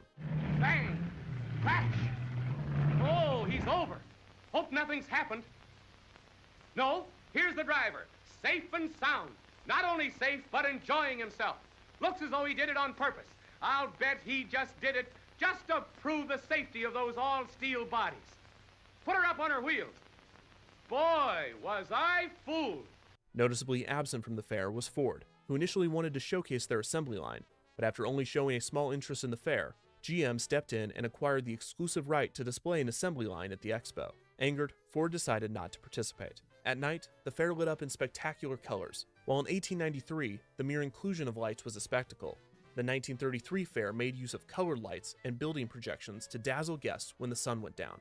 There was even a lagoon show at night with fireworks. The Century of Progress Fair was impressive, especially considering its grand scale during the height of the Depression. However, organizers were still not certain that it would be able to draw a paying crowd, especially given the economic climate. Spectacularly, it did. On opening day, over 120,000 people crowded the fair. Throughout 1933, the fair drew millions of people and brought $400 million into the city of Chicago, resulting in the city becoming, quote, one of the brightest spots on the American economic map, which, to be fair, wasn't saying much. Rufus Dawes had hoped the fair would position public trust back into science and industry, and incredibly, it worked. Gamers. However, its biggest thematic accomplishment was even greater. The Century of Progress Fair provided a country in a dire situation with hope. People visiting the fair were transported, uplifted, and motivated despite their lives outside of the exposition's gates. The rhetoric of progress throughout the fair framed the Great Depression as a mere hurdle in humanity's sprint to utopia. It was escapism via optimism, a strategy that had not ever been achieved at such a scale, if at all. So economically and spiritually successful was the fair in 1933 that many prominent figures, including President Franklin Roosevelt, urged organizers to open it again in 1934. They agreed, but it could not move forward without the state's approval, and a group of African American legislators refused to authorize the fair's reopening unless racial discrimination was outlawed on the fair's grounds. In a huge win, the legislature agreed, and the fair would reopen in 1934, with discrimination no longer allowed. After the fair's success in 1933, specifically the positive press that GM and Chrysler were receiving, Ford now wanted to participate. They would build their own pavilion, which would become one of the highlights of the 1934 fair. The fair would close for good on Halloween 1934. For its closure, over 350,000 people crowded into the exposition. The event would end in chaos, as the crowds fought for space and many people began ransacking the fair's exhibits, causing $150,000 in damage. Despite the violent ending, the fair was hugely successful, easily turning a profit and attracting a total of 40 million visitors over 2 years. As with most World's Fairs, the buildings were only meant to be temporary, and the majority of the beautiful structures would be torn down in early 1935. The fair was more successful than Rufus or Charles Dawes could have hoped given the Depression. to attract millions during His a hair time when the majority of actually people has have little to to no be income, behind let alone the disposable, was no horns. small feat. It restored trust in both science and industry and gave people hope for a brighter tomorrow. Perhaps the greatest impact the fair would have on America is the way in which it defined progress for the country for decades. Before the fair, progress was simply a word. The fair transformed it into a collective concept, more than just an idea, a force nudging along humanity. This new interpretation of progress was focused on society, but it wasn't about social or cultural progress. It was technological and industrial. The term progress had been given an image, a feeling, and most significantly, a brand. No one may have adopted this idea more than Walt Disney. It had been 10 years since the now 31-year-old Hollywood producer had left Kansas City. Since then, he had created the Disney Brothers studio with his brother Roy, had gotten married, worked with Ub Iwerks to create a character named Oswald the Lucky Rabbit, had lost Oswald the Lucky Rabbit to Universal, and had developed a new character named Mickey Mouse. The studio would release the hit short Mickey, Steamboat Willie in 1928, with more shorts to follow, as well as a series of cartoons titled The Silly Symphonies. Walt would lose his hardest-working animator Iwerks to a competitor in 1930, after a falling out with a longtime collaborator, who felt overworked and undercredited. Disney would move forward without him, and he would win his first Academy Award in 1932. Now, in July of 1933, Walt was on a train coming back from a business trip. Just 2 months prior, Disney had released his most popular short yet, Three Little Pigs, which quickly became a national sensation. As Walt stepped off of the train and onto the streets of Chicago, he was excited to see the offerings of the new Chicago Fair, the Century of Progress. The entertainment, futuristic displays, and abundant optimism might inspire some of his future work, but at the time, he was focused on a new ambitious project. As he left the Century of Progress Fair and headed back to Hollywood, he continued to dream of a feature-length animated film. Just a few months prior, he had begun the process of registering the film's title, Snow White. Pissed Green Link says so Universe loans Oswald Rabbit. Yes, I think that's what they say.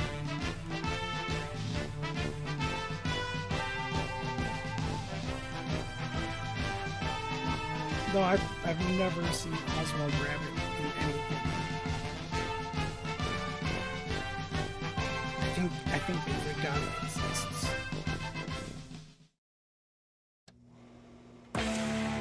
The Greek Symposiums, Jesus' Last Supper, Woodstock, all parties that changed the course of history.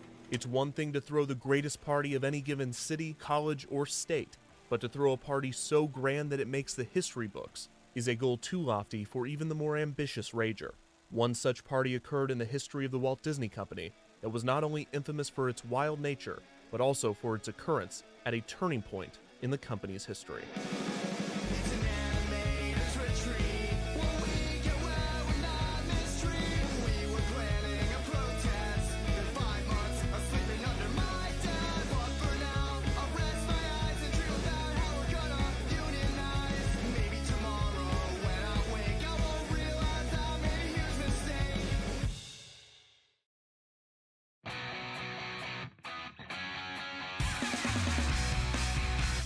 It was a wonderful time. People coming from all over. They were funny guys. They were offbeat. It was a lot of fun. We were all young. It was great. There wasn't anybody you couldn't go to ask for help. It was just one big, happy family. In late 1934, animators from Walt Disney Studios gathered after hours at the studio's headquarters on Hyperion Avenue in Silver Lake, Los Angeles.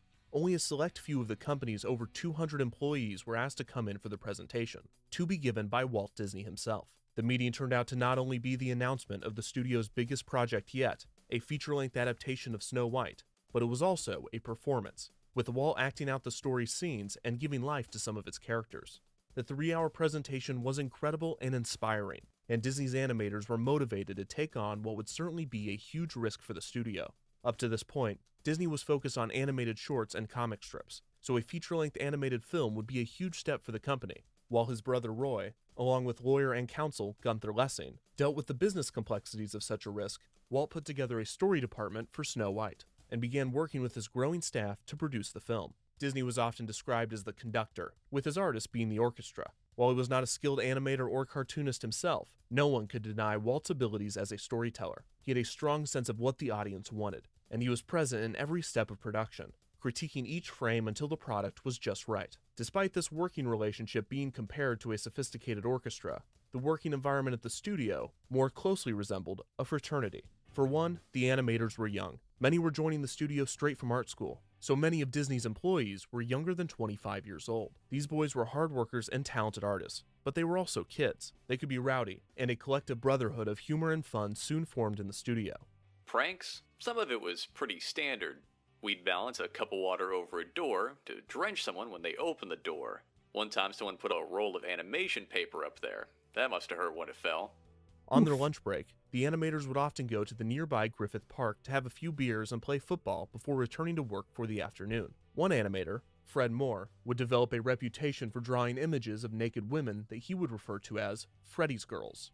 Moore also had more than a few drinks during the day, and some referred to him as a functioning alcoholic. Another animator, Ward Kimball, would become well known in the group for being not only a great artist, but a fantastic musician. The accomplished trombonist would even recruit a few animators to join a unique jazz band. It was common for the group to meet up outside of the studio. A few would even take art classes together to improve their skills. Animator Art Babbitt felt that he had a better idea. Babbitt had joined Disney Studios in 1932, and his presence was immediately felt. He had a big personality, and he was a talented animator. In his first year, he would take a minor character named Dippy Dog and develop him into the popular Goofy. Babbitt was also a well-known womanizer. My attitude was, if it moves, screw it. Babbitt felt that the animator's practice time would be better spent outside of the classroom. He would take it upon himself to host his own classes in his home, where he would pay models to pose nude for the artists. Word quickly got out about the drawing sessions, and Babbitt's house was soon filled with artists, most of which were not formally invited. Walt soon found out about these meetings and took Babbitt aside. Suppose it got in the newspapers that a bunch of Disney artists were drawing naked women in a private home. It wouldn't sit very well. Walt was happy that his animators were excited to practice their skills, and he offered Babbitt the studio space for the sessions. Solidifying this fraternal working environment was the studio structure. At the time, Disney Studios was segregated, not racially, as Disney would not hire a full-time African-American animator until 1957, so in a certain sense it was, but also, it was segregated by sex. The animation process was separated into different departments, mainly the key animators, who would draw the key poses of the animation, the in-betweeners, who would draw the frames in between the keys, the ink and paint department, who would ink and paint the drawings, and the camera department, who would capture the frames on film. All of these departments were made up of men, except for ink and paint, which was composed of women. These women were performing a task that required a high level of precision and artistry. They were paid the least and received little to no credit for their work, but the boys in animation appreciated them a lot. There were rules against inter-office relationships, but these only applied to the legitimate courtships between the animators and the ink and paint girls. On top of being ineffective in their sole purpose, these rules did not account for workplace harassment, as this concept was still decades away from entering the mainstream. This was also prior to women entering the workforce in droves. Had the animators been accustomed to working in tandem with women, in theory, there would have been less harassment. I don't know what that this is. theory was soon disproven every day for the past 80 years. At Disney Studios specifically, the attitude towards the ink and paint girls from the men was so obvious that it would make its way into an employee manual a few years later, in which an illustrated animation boy and an ink and paint girl are seen walking around the studio. And in almost every single image, he is seen gawking at her. Every single image, except for this one, where he's gawking at a waitress. Walt felt that this workplace culture was unacceptable, mostly because it slowed down the boys' work, so he did his best to put a stop to it. You know, at the studio, there was a strict dress code in those days for employees. Women were not allowed to wear pants, and sober-colored shirts and blouses weren't very appealing. The ink and paint girls were separated from the animators. The Disney brothers had sent out a memo that if you were in animation, you weren't supposed to dip your pen in the company's ink and paint, which was their way of saying behave yourself with the ink and paint girls. If you told a dirty joke within earshot of Walt, you might get fired. He didn't put up with any of that stuff. Walt might have drawn the line at dirty jokes, but he had a hard time enforcing the restrictions on inter-office relationships. It wasn't long before couples formed, and multiple marriages came not long after. Claude Coates, Ken Peterson, Ward Kimball, and more would find their wives in the studio, most from ink and paint, and the amount of relationships would rise as more people were added to the studio to work on Snow White. One of Walt's managerial talents was his ability to hide a threat within a joke, as he would do whenever an inter-office marriage would occur. I had gotten married. I married a gal named Dorothy Powers. She was a supervisor in the ink and paint department. The first words from Walt were, "I'm supposed to fire one of you two people." Of course, that was very discouraging. Even with his passive aggressiveness, Walt found little success enforcing the relationship policy. After all, he had met his wife Lillian in the ink and paint department, so he could only say so much. Hypocrite. While there was still the physical separation of the men and women at the studio, there was one non-secretarial girl consistently with the boys in animation, 14-year-old Marge Belcher. The young dancer had been selected to model as a reference for the character of Snow White, and the animators immediately welcomed her into the family. Due to her age, many of the boys saw her as a little sister, but not Art Babbitt. Babbitt pursued her romantically, and the two began seeing each other. Walt himself was so upset at the situation that he was preparing to fire him when Babbitt announced that they were getting married. They would be wed in the summer of 1937, when Belcher was 17 and Babbitt was 29. Walt saw this fraternity of boys as a family, but as endearing as it may appear, it was Walt's version of family. Walt's father Elias had instilled in him a tireless work ethic and rarely praised his work, and Walt brought these philosophies to his family at the studio. Animators were expected to work long hours and under Walt's perfectionist eye. Walt also fancied himself a mentor, a man that had conquered life and was ready to pass his wisdom down. He had put in years of manual labor on the Kansas City paper route, had served in World War I, had seen success and failure in animation, and had even suffered defeat with the loss of Oswald the Lucky Rabbit, only to find triumph with the creation of Mickey Mouse. Walt believed he had done it all at the young age of 32, but it should be noted that the average life expectancy at the time was only 58, so wisdom had a lower cutoff.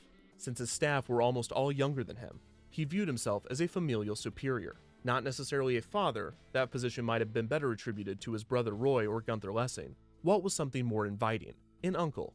This would later become his relationship to the United States as a whole, but in the mid-1930s, he saw it as his relationship to his staff. Reportedly, Walt even asked Marge to call him Uncle Walt as she modeled in the studio. The initial inspiration of Snow White quickly turned to determination, and soon after to desperation for everyone involved. For Walt, it was a huge risk. He took on a significant financial burden himself, liquidating many of his personal assets to fund the film. For the animators, it was grueling work, with most of the film's staff working 12-hour days and often 7-day weeks. The entire studio sprinted to the finish line, and once the film was complete, the staff collectively collapsed from exhaustion. But it was clear that they had created something special.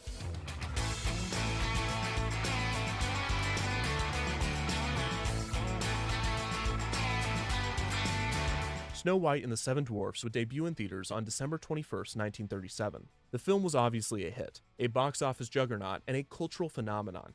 Disney's risk had paid off, but he was left with an exhausted workforce. Walt needed to lift spirits quickly, as he was already beginning development on 2 more features, an adaptation of The Adventures of Pinocchio and an adaptation of Bambi, A Life in the Woods. The first thing that Walt did was gather the funds for bonuses. All of the employees were to receive the equivalent of 3 months' salary. Walt also announced that the studio would switch to a 5-day workweek, instead of the official 5.5-day, and much better than the unofficial 7-day workweek. On top of this, everyone would be given a 2-week vacation in August of 1938. Finally, Walt planned a weekend retreat for his staff to celebrate the film's completion. Everyone expected some sort of wrap party after Snow White, and many were looking forward to a night of drinking and dancing. However, Walt's vision of the party had a much different tone.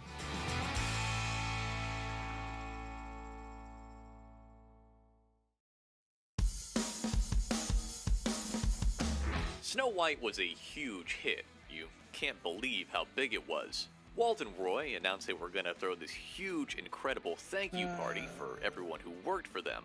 Wives, husbands, friends, all of them were invited to a weekend at the Narconian Hotel on Lake Narco. All costs, from the rooms to the food and drink and whatever we wanted to order, would be taken care of by Walt. Located in Norco, California, a town about 50 miles east of Los Angeles, the Lake Norconian Club had opened just 8 years prior on February 2, 1929. The Norconian was a beautiful resort that drew Hollywood's elite right from its opening. With swimming pools, a golf course, and a gorgeous hotel, it was both a relaxing getaway spot and a lucrative filming location. After closing for 2 years during the Great Depression and reopening, the Norconian had enough facilities and activities to host large-capacity events, and it was a perfect location for the Snow White wrap party. After selecting a resort capable of hosting tennis, golf, swimming, horseback riding, and more, Walt decided to theme the party to a field day. A field day, or sports day, is a day in which school children are allowed outside of the classroom to compete in physical activities. With the event, Walt was allowing his animators outside of the studio to do the same. Walt even had a few of his employees make up a themed program for the weekend. The front cover of the brochure would display Mickey Mouse holding a golf club and looking at the viewer. This was significant, as this was the first time that Mickey was drawn with pupils. In order to have Mickey's head addressing the ball and at the same time smiling at the audience, I said, what the hell? I'll use our regular eyes that we're using on everything else and put black pupils in them. This really caused a riot in the comic strip department. The next week, a few of the comic boys, Al Taliaferro and Floyd Godfredson, came running in and they said, is this the way you guys are drawing Mickey now? We kind of played it cool and smiled and said, maybe. Fred Moore agreed that it gave Mickey more personality. Mickey didn't have to roll his little black ovals out to the edge of the big eye boundary to get expressions. Since Fred had just convinced Walt to accept Mickey cheeks that bulged with the dialogue movements, Walt also bought the new eyes. Walt provided detailed instructions for his field day, including directions for the hour-and-a-half drive to the resort and wardrobe recommendations. There was also a clear guest policy. Every employee was allowed one guest, but if you were married to someone in the studio, that was your guest. Proof of the prevalence of inter-office relationships. The main events would take place on Saturday, June 4th, 1938, and employees could stay the night before and or the night of at the hotel, with the reservations being booked by the studio in advance. Walt took over the Narconian Hotel.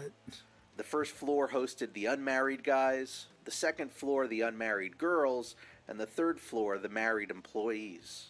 The instructions made the party sound, for lack of a better word, uncool. In response to the formal instructions, a second memo was created and handed out as a prank, poking fun at the event as presented by the studio. It contained a reference to the inter-office relationship rule, claiming, quote, married couples within the studio, we're sorry to say, should consider each other as their one guest for the day. In other words, it serves you right. It also made fun of the event's theme, sarcastically offering the synonyms Strawberry Festival and Quilting Party. Another section noted that, quote, all fillies should come in slacks or other very informal attire, or, quote, you won't have much fun, which was probably the exact type of harassment Walt was failing to stop. The prank memo also reminded the animators to prepare for a night of drinking and partying. Walt's memo did not focus on the brewskis, it was more concerned with the day's field activities. Walt's field day was to include pitch and putt, badminton, ping pong, and horseshoes, and that was just the beginning. Literally, because those were the events from 10 a.m. to 11 a.m.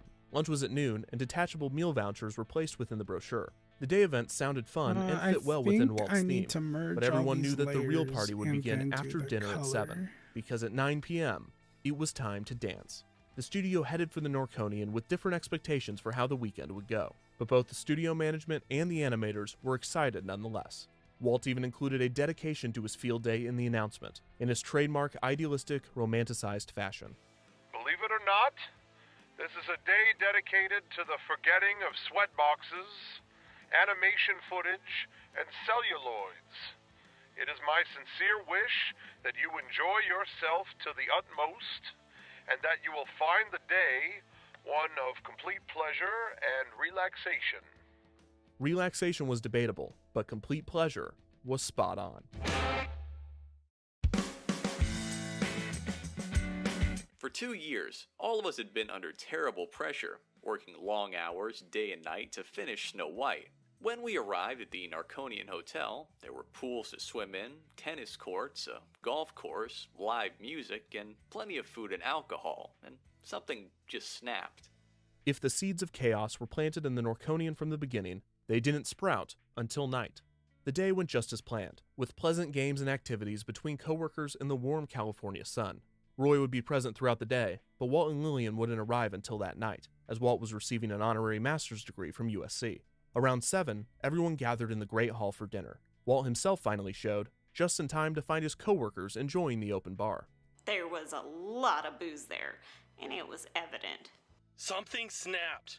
Something just overcame everyone there. A strange mood of excitement. I myself didn't stay. I left at sundown because I wasn't there with my wife. I had to come home. After dinner, the dancing began as the drinks continued. Art and Marge Babbitt danced with their friends as Ward Kimball performed music with his gadget band. It was real boisterous, and Ward Kimball had his Hugga GD8 or whatever he called his band. At 11 p.m., there was a dance contest, judged by Isabel Bowen, Peggy Hughes, and oddly, Gunther Lessing, Disney's uptight lawyer. Walt was making the rounds and speaking with his friends and coworkers. Unbeknownst to him, a few of the animators were planning to pull a prank on their boss. He was seated at a table with friends and family, and I made an arrangement with the policeman on duty there without Walt's knowledge. I told the policeman to go over there and tell him to quiet down, that he was making too much noise. Well, by the time the guy finally showed up, Walt was so drunk himself that he kept arguing with the policeman and telling him that he was going to have his badge.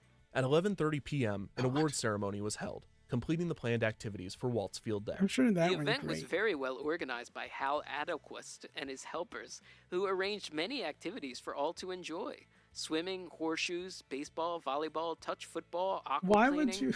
ping pong, Why would you and of think course calling the boozing. cops on your Handsome boss, cups inscribed Walt's even as a Field Day, thing- were as like a awarded to the prank, is a winners good of these idea. various events, except for boozing.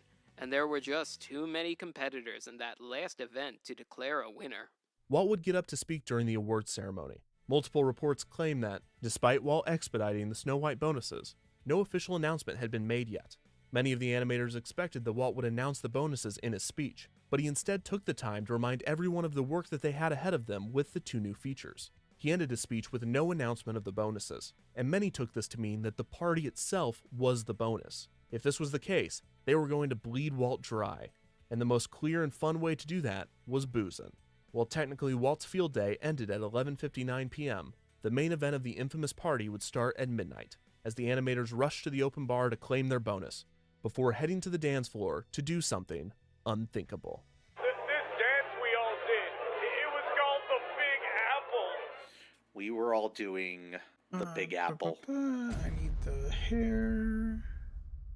And we can color In the hair. 1936, Billy Spivey, Donald Now- Davis, now that I and Harold merged Goo Goo everything, I Wiles, should be 3 able white to use the teenagers with bucket. era-specific names, were cruising down the streets of Columbia, South Carolina, when they noticed multiple people entering an old synagogue. As they approached, they could hear music blaring out of the building. It became clear to the 3 boys that they had stumbled upon a juke joint, an African-American nightclub. Davis in particular wanted to enter, so the 3 boys parked their car and walked up to the door. However, they were stopped before entering. The establishment, named the Big Apple Nightclub, was owned by Frank Fat Sam Boyd. Fat Sam told them that they could enter, but they must pay 25 cents each and only sit in the balcony. The boys agreed, and they hurried upstairs to watch the dance floor. What they saw blew their minds. Combining folk dancing and modern swing set to big band jazz, the nightclub guests were performing a new dance that the boys would refer to as the Big Apple. The boys tried to replicate the dance, but predictably, they weren't nearly as good at it, so they referred to I their love the inferior little version as the animations Little of Apple. of The boys would teach the dance to everyone they knew, and soon it was a certified dance craze. Its roots in African American culture were not forgotten, and many white people saw the dance as risque because of this. Such was the case when the animators and their spouses danced the Big Apple in the Great Hall at the Norconian that night in 1938. But doing the Big Apple was just the start of the craziness. The big picnic quickly got out of hand. As the drinking continued, Walt decided that he and Lillian would retire to their hotel room and leave the animators to continue the celebration.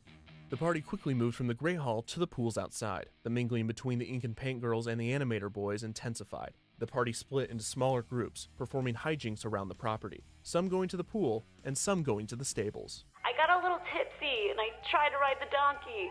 I didn't fall off, but I came close to it. Somebody got a picture of me 1 foot up in the air. One of the animation boys was able to break a horse out of a stable, and in a drunken haze, he rode the horse into the hotel lobby, and reportedly up the stairs to the 2nd floor, galloping the animal through the hallways as his drunken co-workers laughed and cheered him on. Having had way too much to drink, stumbled through a room and out onto a fire escape. Thinking he was on the ground floor, he kept going, falling 1 story to the ground. Fred Moore fell out a window. It landed in a bush. Freddie Moore walked off one of the upper floor balconies thinking he was on the ground floor and ended up in a tree, fortunately. He luckily landed in a bush, wasn't hurt at all. This would be one of the more memorable events of the night, and it would be immortalized by one of the artists in a comic depicting Fred's graceful fall. Over at the pool, the party was even crazier. Everybody's drunk. Riley Thompson's riding a horse into a pool.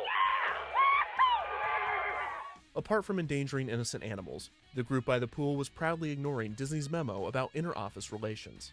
Somebody picked up an ink and paint girl and dumped her into the pool fully clothed, followed by others jumping in, and all hell broke loose pretty quickly. Swimsuits flew out the windows, there were naked swim parties, people got drunk and were often surprised what room they were in and who they were sleeping next to when they awoke the next morning. It was one hell of a party. It was a wild party. Walt was of course missing all of this, but he would be informed of the events soon enough. The party would continue well into Sunday morning. and the majority of the staff and studio management left the I Norconian don't know, during the day on Disney's- Sunday. Disney Many, on the animators other could hand, party extended somewhere. their stays, partying throughout Sunday and into Monday before making the drive to return to work. People went up Friday night and came back Monday morning in some cases. I remember I went up early Saturday morning, very early, with a friend, and we stayed probably until the middle of the next night before we started home. It was about daylight when I got home, but that was a really great party. Some reports claim that the choice to leave was not made by the animators, but by the Norconian staff, who was ready to be rid of the partiers isn't that as had good trashed as, the like, resort. They kicked us I don't all like out this of as there. much as the It was a disaster. They as said, like the we gotta his get out of videos here. These focusing on, like, degenerates theme are wrecking the parks and place. Walt was informed of many of the events of the party, whether by his fellow employees or by the Norconian staff. Walt was horrified at the shenanigans. He and his wife drove home that next morning. He never referred to that party again. Hello, And, Pog. in fact, Hydrate if you and wanted stretch. to keep Okay. your job, you didn't mention it either when you were working at the How studio. you doing? We never had a party like that again. Oh boy, Walt never did that again. I myself didn't stay. I left at sundown, but heard all about it later. Oh, I didn't see any of those escapades. I never knew if it was true. I heard later that Walt was ashamed Watch the of one on that the Nick party, Hotel. but he Okay. didn't act like it that night. Many animators, even years later, were reluctant to discuss the events at Walt's field day at the Norconian. But the one thing that remains crystal clear is the cause of the wild party. You know what it was. We were all Defunct tense because we've been Land working a lot of hours Nick there on Hotel. Snow White.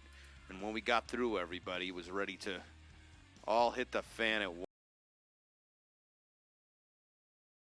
In 1999, the children's network Nickelodeon was changed forever with the premiere of a new cartoon series named SpongeBob SquarePants. SpongeBob! Nickelodeon had developed many My popular favorite. TV shows in its 20-year existence, That's but it my had never had a childhood. hit like I fucking love SpongeBob. The show debuted to high ratings, with an audience comparable to Nickelodeon's biggest series at the time, Rugrats. But SpongeBob found massive success in an area that other Nickelodeon shows hadn't: merchandising. The company had purposefully shied away from extending the brand too far from the network itself. While Nickelodeon had turned some of its properties into toys, feature films, and video games, they feared that too much merchandising would contradict the brand's goal of appealing to young audiences. Nickelodeon was supposed to appear as a network run by kids, for kids, and the executives believed that children could tell when they were being advertised to, thus interfering with the channel's primary objective.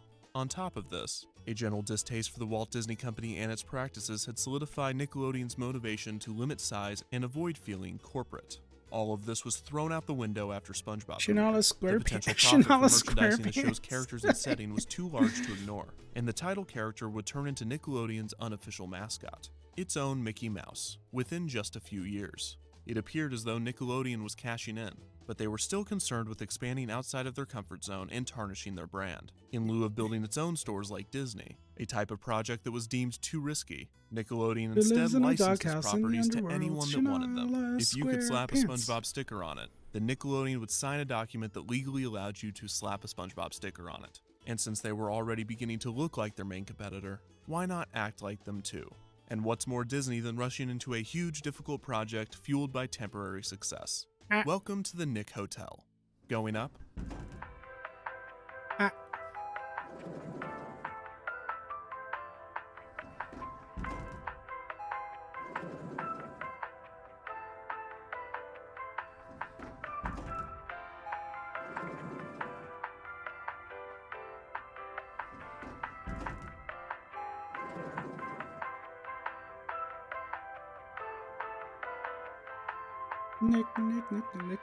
Nickelodeon. On October 9th, 2003, Nickelodeon announced that they had formed a partnership with the hotel chain Holiday Inn for the purpose of transforming its Orlando resort, the Holiday Inn Family Suites Resort, into the first ever Nickelodeon hotel. The property was less than 5 years old, having just opened in the summer of 1999. The resort was Holiday Inn's first all-suite hotel, featuring 800 suites, 2 pools, water playgrounds, a restaurant, and a food court. The hotel was located just east of the Walt Disney World Resort, and transportation was provided to all 4 Disney parks. Nickelodeon had originally considered constructing a new resort themselves, but decided against this due to their constant fear of failure. Orlando was of course the perfect location for the resort's pilot test. It had a huge tourist population of families and young children, and the company had 2 attractions at Universal Studios Florida, Nickelodeon Studios and the newly opened Jimmy Neutron's Nicktoon Blast. The Holiday Inn was What a located closer blast. to Walt Disney World than it was to Universal Studios, but Nickelodeon would take what they could get. During the announcement, Nickelodeon revealed that they had plans to build 4 more resorts throughout the country. The transformation of the Holiday Inn Family Suites Resort was to be completed in early 2005, and the renovation would cost an estimated $20 million. Nickelodeon began advertising the resort leading up to its release, and parents began to book their stays at the new hotel. Did you hear? Nickelodeon has built a hotel just for you. Opening this Memorial Day, the brand new Nickelodeon Family Suites by Holiday Inn in Orlando, Florida. You get your own bedroom. Sweet. 2 humongous pools with slides and flumes, a giant arcade, character breakfasts, and live Nick entertainment. Parents can book reservations by logging on to www.nickhotel.com or call 1-866-GO-TO-NICK. On March 9, 2005, the Nickelodeon Family Suites Holiday Inn, commonly referred to as the Nick Hotel, opened its doors. Guests would walk up to the bright orange resorts, with characters peeking through the window of the main entrance. It might have been a Nick Hotel. It might have been a different hotel. There were 4 room layouts that guests could choose from. But the first they was had a one-bedroom suite GameCube designed for 1 to 2 people. in the room. This included a king-sized and bed, that's where full I kitchen, did my and a first dishwasher. The second was a all-nighter 2-bedroom kid suite. playing This Wind included a Waker. private parents' room, a living area, a bathroom, and a themed kids' room. The kids' room would either feature a bunk bed or 2 twin beds, and the rooms were themed to different Nickelodeon properties, such as SpongeBob, The Fairly OddParents, Jimmy Neutron, Dora the Explorer, Rugrats, Danny Phantom, and more. Guests could request a specific character room and would be assigned to it if available. The kids' rooms also featured a television, and some came with a PlayStation 2. Guests could rent games from the hotel for $5 or bring their own. There was also a CD player and an activity table. in most of the Mine suites. didn't have a Unlike the PlayStation, but it had a parents' room, GameCube There was in no it, and door that's where I separating played the Wind kids' Waker room all from the night. living area. This was due to a county law restricting doors on kids' suites for safety reasons. The parents' room was unthemed and featured 2 side tables, a closet, a 25-inch TV, and a makeup desk. The main living area featured a pull-out couch, a rocking chair, a dining table, and a 25-inch TV. The third suite layout was a 3-bedroom kid suite. This came with 2 private parent rooms, both with king-sized beds, a themed kids' room with a bunk bed and pull-out cot, a full kitchen, a full dining room, and 2 bathrooms. The fourth and final layout was Nick Hotel's honeymoon suite, called the Nick at Night Suite. Oh yeah. This included a heart-shaped whirlpool, mood lighting, scented bath lotion, an extra-large shower, Shower for 2, baby. and only 1 private bedroom. Leave those kids at home. For some reason, these rooms didn't last very long, and it seems that they were discontinued within a few years of the hotel's opening. All suites had the option of a wake-up call from a Nickelodeon character, and simple room service was available. The suites opened from the outside, resulting in the kids' suites having no windows. 14 6-story buildings housed the suites. The main structure comprised of 9 buildings, enclosing the lagoon pool, and the other 5 buildings enclosed the Oasis pool. The main area also featured the lobby, the fitness center, and Studio B, which was a space for special events such as conferences, birthday parties, and starting in 2009 for unexplicable reasons, weddings. The lagoon pool featured a basketball court, mini golf, a pool and a kiddie area, the Lagoon Bar and Grill poolside restaurant, and a large water park, the main attraction for children staying at the resort. The water park featured large cutouts of Nickelodeon characters, multiple water slides, water features, and a large water bucket at the top of the structure. This would periodically fill up, tip over, and douse guests with water. And at certain times of the day, the water would be colored green to simulate slime. This was treated as a special event, with hotel employees gathering everyone and getting them excited for the mass sliming. The Oasis pool area featured another poolside bar, a kiddie area, a spa, and a less elaborate water park. This was supposed to be the more relaxing area than the often crowded lagoon pool. In between the 2 hotel structures would be a building referred to as the Mall. The Mall featured an arcade, a kids spa, and a gift shop, which sold both Nickelodeon and Universal Studios merchandise. There was a 4D theater, which had a 3D screen, moving seats, bubbles, and water effects. This would show a SpongeBob 4D film, as well as 15-minute highlight reels from recent movies, such as the Ice Age franchise and later Pacific Rim. There was also a theater named Studio Nick for game shows and live character shows. When the hotel opened, Studio Nick had 2 game shows, Who Knows Best and Nick Live. Who Knows Best was a game show that tested how well families knew each other, while Nick Live was a show in which families would compete against other families in physical challenges and trivia, with the winner getting slimed. A smaller-scale version of the show called Nick Live Poolside would be performed by the Lagoon Pool, with a small dunk tank dedicated to the show. The Nick Hotel also had a wide array of dining options. The mall had its own food court, with restaurants rotating in and out from time to time. Restaurants included A&W, Pizza Hut Express, Antonio's Pizzeria, and Starbucks. There was a buffet open for breakfast and lunch, an adult bar named the Nick at Night Lounge, and the hotel's signature restaurant, the Nicktoons Cafe. This reservation-only character dining restaurant served a breakfast and dinner buffet. The main appeal of the Nicktoons Cafe was of course the character meet and greets. And now a brief tangent on Nickelodeon character costumes. The Nick Hotel allowed guests to meet many of their favorite Nickelodeon characters. There were meet and greets set up throughout the hotel, Studio Nick character shows such as SpongeBob Live, and dance parties in the pool area. The art of turning a two-dimensional cartoon into a three-dimensional walk-around costume is underappreciated. If done correctly, it can bring a beloved character to life. If done incorrectly, it is creepy. Today, Disney's walk-around characters rarely come off as unsettling. This is because of the talented actors that portray them, the brilliant artists that design them, and years of trial and error. Nickelodeon did not have the benefit of the latter. All of the Nick Hotel character costumes seem to be designed in such a way that the characters appear as though they are always smiling for a picture. However, this only works if they are staring directly at the camera, which they almost never are. On the other hand, Disney's costumes are designed to be multi-purposed. For instance, when Mickey is smiling for a picture, he will tilt his head up slightly. By design, he appears to be smiling more from this angle. When he tilts his head back down, he is still smiling, but it is more neutral, as opposed to relentless and terrifying. Also, most Disney costumes are designed for some amount of neck movement. This gives the characters more life, as they don't appear as walking sculptures. Down with you after Many of go over how to Nickelodeon's use costumes the feature paint heads that were bucket, too large to a move. pain. This resulted in a surplus of premium-grade nightmare fuel. Made worse if the children actually did have a nightmare, they would turn on their bed light to reveal the character staring at them while they sleep. In short, every character at the Nick Hotel looked like they were on drugs at all times. Characters appearing at the resort included SpongeBob, Squidward,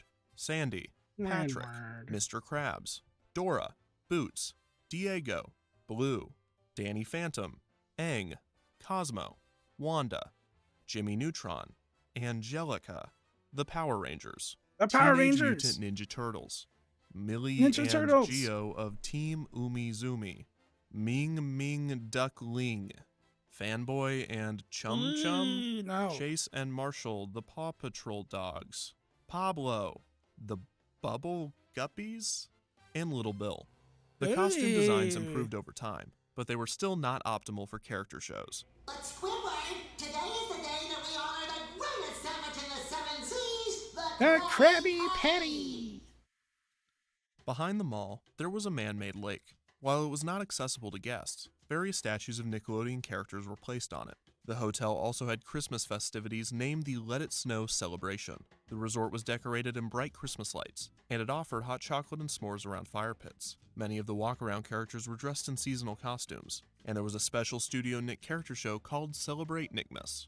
So, how much did it cost? The renovation to create the resort ended up costing around $25 million, and a total of 777 suites were available to book. Prices fluctuated throughout the year.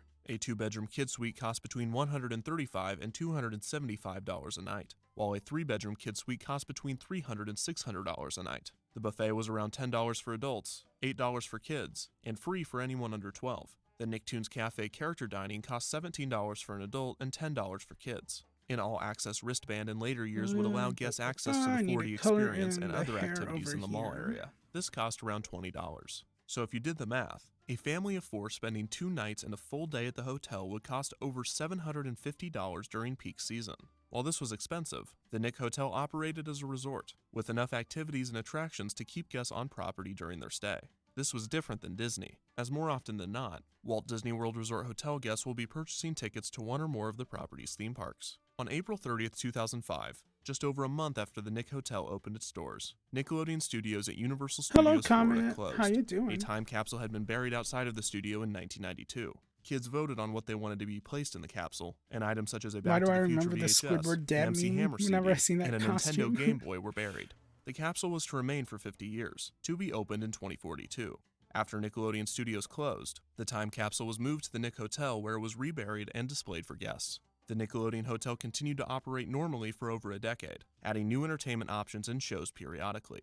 In May of 2012, Double Dare Live, a new game show at Studio Nick based off of the hit TV show, debuted. In 2014, the Teenage Mutant Ninja Turtles Summer of the Shell began. Some rooms were rethemed to the heroes, and a laser maze based off of the TV show was added to the mall. In 2015, the Nick Hotel celebrated its 10th anniversary, but just a month after the celebration ended, the Nick Hotel would receive some devastating news. On January 29, 2016, Nickelodeon announced that the Nickelodeon Family Suites would be rebranded back into a Holiday Inn. The news, while sad for many, was not necessarily shocking. There were a few signs that the Nick Hotel might not be around for much longer. For one, Nickelodeon had a severely reduced presence at Universal Studios Florida, since Nickelodeon Studios had closed in 2005 and Jimmy Neutron's Nicktoon Blast had closed in 2011. While walk-around characters still appeared at the park, there was no attraction dedicated to Nickelodeon. This made marketing the resort and the park together slightly more difficult, and more than anything, it was an indication that an era of Nickelodeon was over. By 2016, the original branding was dated, as all of the shows, except SpongeBob and the Fairly OddParents, had ended. Another issue was that the concept for the resort was flawed from the beginning. The Nick Hotel operated like an all-inclusive resort, similar to those found in tropical destinations. The problem was that the Nick Hotel was in the middle of Orlando. This made guests feel claustrophobic, as the resort was not sitting next to an ocean. They also wanted to go experience Orlando's many attractions. But for the price of the Nick Hotel, guests needed to stay on property to get their money's worth. However, these were all minor issues. The biggest reason for the debranding was Nickelodeon's new partnership with Charisma Hotels. This was created to build Nickelodeon resorts throughout the world. The company had never gone through with the plans for expansion with Holiday Inn, most likely due to the Nick Hotel not being a massive success. The resort was popular, but it was clear that the Holiday Inn concept wouldn't work outside of Orlando. The first Nickelodeon resort with Charisma Hotels would open in Punta Cana in the Dominican Republic later in 2016. The new resort would have many attractions similar to the Nick Hotel, but it had a more elegant and subtle design and was located on a beach. The Punta Cana resort was met with glowing reviews, and another resort is set to open in Riviera Maya, Mexico in 2019. Since Nickelodeon was focusing on a more luxurious resort brand, they decided to end their licensing contract with Holiday Inn. There was also one more reason for the closure. The hotel was not in great shape. The Nickelodeon Hotel, 10 years later. These images may be disturbing.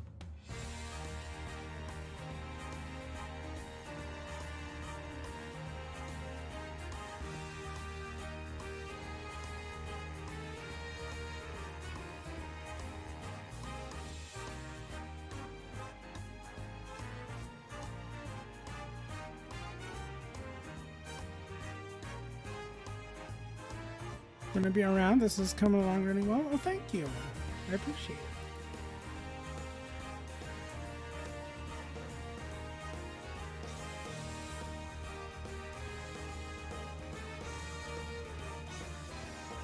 Glad you think so.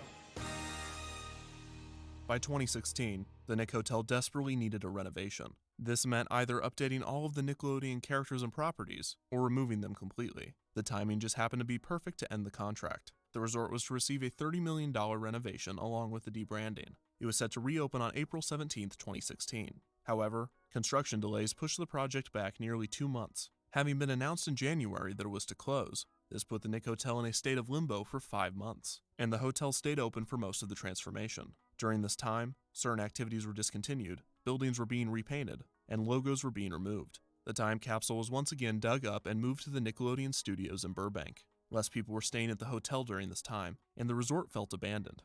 Many of the themed kid suites remained, despite the rest of the hotel being given a blue paint job and replacing all Nickelodeon logos with Holiday Inn. Many of the TVs and appliances had not been replaced since the hotel opened. The mall area was almost completely silent, with many of the attractions and restaurants being renovated or removed. Finally, on June 1, 2016, the resort reopened as the Holiday Inn Orlando Suites. The hotel still hosts family game shows, the food court reopened with some new restaurants, the water bucket is now dyed dark blue at certain times, the 4D theater now shows some generic movie, the laser maze is now themed to Batman, and the gift shop now sells both Nickelodeon and Disney merchandise. The prices have also dropped significantly, now typically below $100 a night for a room with a kid suite.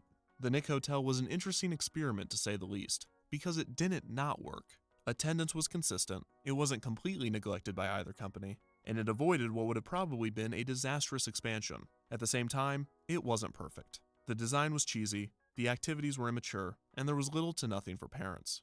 Plus, Holiday Inn, known more for having economical prices rather than luxurious facilities, was probably not the best choice for the partnership. Nickelodeon made the right decision in partnering with Charisma Hotels, and it is possible that many new Nickelodeon resorts will open in the future. While these new resorts best the Nickelodeon family suites in almost every category, it is still disappointing to see such an elaborate entertainment experience disappear. Seeing the debranded hotel, a skeleton of what it once was, is devastating to those that stayed there and the many more that wanted to. While it might be gone, the Nick Hotel leaves behind a decade of memories of Nickelodeon fans having the best day ever. Best day ever.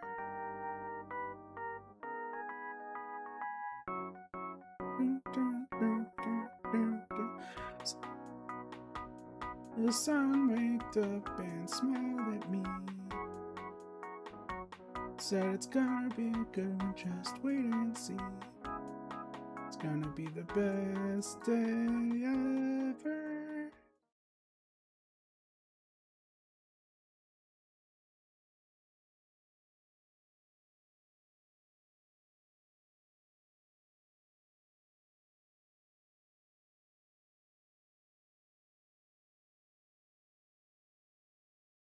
The Curse of Sesame Street. That got my attention. 251! Ow! 252! Ow! I told Cody here to make my website look great, and when I went to check it out, it said he made 404 errors. That means 404 whacks. 253! Ow! I should have used Squarespace. Ow! Throughout the late 50s and 60s, one extraordinary person was climbing their way through the ranks of television. Her name was Joan Gans Cooney. As a public television producer, she was creating some of the most provocative and challenging programming of the civil rights era on New York's public television station, WNDT. At a dinner party in 1966, a conversation between her and Lloyd Morissette, an executive at the notable nonprofit, the Carnegie Corporation, sparked an interesting question. Could television be used to teach children? Complaints of the abundance of sex and violence on television, as well as the influence of advertisements, had brought upon a national debate as to the negative effects these trends could be having on the children watching. There were a few popular programs directed at young children, such as Captain Kangaroo, but shows such as this were the outliers. While the entertainment aspects of these programs were great, the execution of the educational aspects was lacking. Morissette, who was also an experimental psychologist, wondered if a program designed primarily to educate children could be successful. Gans Cooney, known for never being afraid to step outside of her comfort zone, found the proposition interesting. After the conversation, she secured research funding for an educational children's program. She spoke to many experts in the field of early childhood development and educational media. When she returned with her report, titled The Potential Uses of Television in Preschool Education, WNDT rejected it. After this, she left the station, joining Morissette at the Carnegie Corporation in a full-time role. Over the next 2 years, Gans Cooney and Morissette sought funding for their program, starting the nonprofit production company, the Children's Television Workshop. The two would eventually raise over $8 million for the show, spending a large amount on research alone. Gans Cooney would be appointed as the executive director of the Children's Television Workshop, a monumental achievement in the male-dominated and biased television industry. She and Morissette would begin to grow their team, eventually adding television writer and director John Stone to help with the show's creative development. It became clear through the research process that in order to capture the attention of preschool children, the program would need to be fast-paced, visually colorful, and creative in its execution. Gans Cooney pointed to television commercials as a comparable to the type of segments the show would need to have. Luckily, if she needed high-quality creative commercials, Stone knew the perfect person to do it. Hello there. My name is Jim Henson, and I'm a Jim puppeteer. Henson! I'm called a puppeteer because I work with puppets.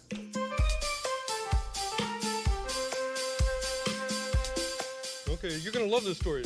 Greatest story in the world. It's time to let the dice. It's time to get them started on the Muppet Show. It's time to put on the grip. It's time to discipline. It's time to get them started on the Muppet Show tonight.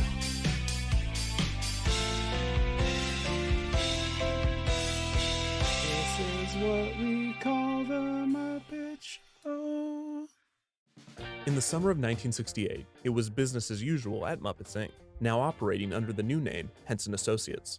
The company was still producing entertaining commercials for a variety of clients. Jim and his team continued to appear on variety shows performing Muppet skits, and the Muppets were creating the occasional television special and pilot. Two pilots, 1962's Tales of the Tinker-Dee and 1964's The Land of the Tinker-Dee, featuring a group of medieval Muppets in a fairy tale kingdom, never saw the light of day. In 1965, Jim had been asked to bring the Muppets onto a pilot for a Snow White parody being developed by Jon Stone for CBS. Jim and Stone hit it off, and the duo would collaborate on other projects, including an episode for NBC's Experiment in Television, a program that was satisfying Jim's passion for experimental film. Now, in mid-1968, they were a few months away from shooting the project that came from the Snow White parody, although the program had moved from CBS to ABC and the leading princess had been changed to Cinderella. After Stone joined the Children's Television Workshop, he would not hesitate to invite Jim to some of the developmental meetings. Jim shyly sat in the back of the conference room, slouching low in his chair as he would often do. When he was finally introduced to Gans Cooney, his work preceded him. Jim's quiet nature was overshadowed by the Muppets' reputation for the loud and the chaotic, and those at CTW, especially Gans Cooney, were thrilled that he might bring that energy to their new show. Jim, on the other hand, was hesitant. If he provided the Muppets for the preschool program, he could risk the thing he wanted most, a primetime Muppet series. Using the Muppets for the young demographic could solidify their reputation as children's entertainment, a verdict that would be detrimental to any pitch for a family or adult-style Muppet show. However, this concern was overshadowed by the mere fact that he respected what Gans Cooney and CTW was doing. They were pushing the boundaries of television, a personal goal of his as well. Plus, he couldn't deny that the format that they were describing was perfect for him and the Muppets. He eventually agreed to work for the show, believing that, due to the unpredictable nature of children's programming, it would probably only last a month or two anyways. Jim demanded his typical condition, that he own the rights to any Muppet characters he created for the program. During negotiations, Jim would end up allowing a 50-50 split of any character merchandising from the show between him and CTW. Henson and his team would begin in 1969, and Jim and Stone's Cinderella spoof was set to film in late 1968. The hour-long special, called Hey Cinderella, received mixed reviews when it aired in the spring of 1969. The most notable part of the special would be that it officially completed Kermit's transition from abstract monster to frog, a gradual transformation in design that produced the recognizable version of the beloved character. I know I'm a frog, you don't have to keep reminding me. Throughout 1969, Jim and his team worked to produce their scenes for the CTW project. The Muppets would create small insert segments teaching children about letters and numbers that would then be placed in between the show's street segments, which featured the main storyline of human actors. Jim took creative liberty with his part of the show, not only creating Muppet segments, but shooting live action and animated sequences as well. One of the first assignments for Henson was to create the pitch reel for the show, which had recently been given the name Sesame Street. Oh, I wonder if we could... Hey, oh, you know what I wonder if we could find on these YouTube? These kids can't read or write, can they? No. Then how's about we call the show Hey Stupid? Hey Stupid? What are we going to do for a title? Hey, Ralph? Why don't you call your show Sesame Street? My entire career as a TV educator nipped in the... So you're saying these kids can't read or write, can't they? Yeah. And why don't Sesame you call Street. the show I love it. The kids Hey will love Stupid? it. I can see it. Up there in lights, the Children's Television Workshop presents Sesame Street. New Muppets would need to be created for the puppet segments of Sesame Street. Two of the residents would be a pair of roommates named Bert and Ernie, performed by Frank Oz and Jim respectively. The gruff, stern Bert would be constantly pestered by the squeaky-voiced, goofy Ernie, not unlike the more serious Oz and the often goofy Henson. The comedic relationship between Ernie and Bert was immediate, likely because Oz and Henson's friendship was so strong. A semi-new character was a blue, googly-eyed monster with a large appetite performed by Oz utilizing a painfully gravelly voice. The character had evolved from previous Muppets that the team had used in various commercials throughout the years, and throughout the first season of Sesame Street, he would be given the name Cookie Monster. Kermit would also be used in many segments to teach concepts, acting as one of the few mature Sesame Street Muppets. A few test cuts of the show were created using Jim's segments and other footage shot by CTW, and the episodes were shown to the show's target demographic. These early tests revealed that children's attentions dropped significantly during the show's street segments in which only human actors were shown. It was then decided that Muppets would need to be added to the main setting of the program. This wasn't exactly good news for Jim. He could easily provide the show's inserts, as he could create them in bulk on his own shooting schedule. But becoming members of a cast would mean a more strenuous time commitment. He could assign his fellow performers Frank Oz or Jerry Nelson to the post, but they had proven to be indispensable in the Muppets' year-round work on various projects. This meant Jim needed new talent, so as he had done year after year, he returned to the Puppeteers of America convention, this time seeking out a young puppeteer named Carol Spinney, who he had met a few years prior. He convinced Spinney to come work on Sesame Street full-time, performing two characters for the street segments, a large childlike yellow bird named Big Bird, and a grumpy, trash-dwelling orange monster named Oscar the Grouch. Oscar! The position was perfect for Spinney, as he seemed to excel in solo performances as opposed to a member of an ensemble. He set up shop in New York in 1969, and he would immediately give life to the full-bodied Big Bird puppet, performing him as a naive, curious character that children could relate to, at the urging of Jim, who thought the character could be very popular with the audience. Popular would be an understatement. Sesame Street premiered on November 10th, 1969 on National Educational Television. The show instantly became popular among the young children tuning in, and it would start a national dialogue on the roles and responsibilities of children's entertainment. The show featured a diverse cast of human characters, and it would have to overcome widespread racism and prejudice. But the decision to feature a realistic cast was one of the show's best. There were a few critics of the show during its first few months on the air, but the consensus seemed to be that Sesame Street was a groundbreaking and incredible show, one that would remain on the air and in the minds of children for years to come. This was great news for everyone except Jim Henson. While he was thrilled the show was successful and was even more happy to see his 50% of merchandising sales over the next few years, the popularity of Sesame Street, largely thanks to his and the Muppets' contributions, had realized his worst fear. He was now a children's puppeteer. This wouldn't become an issue right away, as he made plans to capitalize off of Sesame Street's success with other Muppet specials for children. When he would eventually try to step outside of this demographic, he would learn just how strong of a reputation Sesame Street had given him. With the flexibility of the show's shooting schedule thanks to Spinney's work, Jim pursued a script for a children's special written by Jewel entitled The Great Santa Claus Switch, in which an evil magician takes Santa's place on Christmas Eve to steal from homes. The script had been rejected countless times over the past few years, but to Jim's delight, Ed Sullivan, who had frequently invited the Muppets on his program, offered to air the special in place of an episode of his show. The good news meant that Henson would have to hire additional puppeteers, and in the summer of 1970, Oz, Nelson, and Henson opened auditions for additional Muppet performers. This resulted in 2 new puppeteers joining the team, Fran Brill and Richard Hunt. Both were a perfect fit for the Muppets. The Great Santa Claus Switch saw the introduction of a group of monsters named the Frackles as the henchmen for the film's villain. These would continue to be used in other Muppet works, and one Frackle, referred to as the Cigar Box Frackle, would eventually evolve a knack for adrenaline. The Great Santa Claus Switch was well received, but had little cultural impact upon its premiere in December of 1970. Jim, pleased with the results, was already on to his next project. The next year, Henson began development on a follow-up to Hey Cinderella, now billed as the anthology series Tales from Muppetland. The second film in the series, The Frog Prince, would be filmed in March of 1971. The film featured Kermit alongside a new cast of Muppet frogs, including the small Robin performed by Jerry Nelson. They call me Sir Robin, the Brave. A new full-body Muppet would also be introduced, an ogre named Sweetums, performed by Richard Hunt. The growing fan base of Sesame Street resulted in more attention for Tales from Muppetland.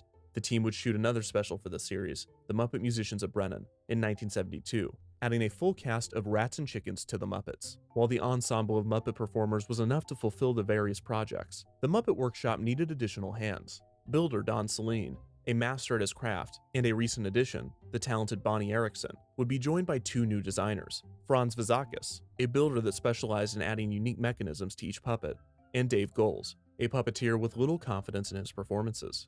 The workshop was now preparing for a Broadway show starring the Muppets that Jim had been pitching to investors, titled An Evening with the Muppets. Plans for the show would be canceled in late 1973, and Jim set his sights back on television. His hope was to secure a series of Muppet holiday specials, or ideally, a weekly show. Henson, Oz, and Nelson would come into office after office, getting rejected by executive after executive, who was either uninterested or confused by the pitches. The consistent concern seemed to be that puppets, including the dynamic Muppets, were merely children's entertainment, as proved by Sesame Street. Luckily, Jim would eventually convince one of the suits, a young, energetic executive at ABC named Michael Eisner.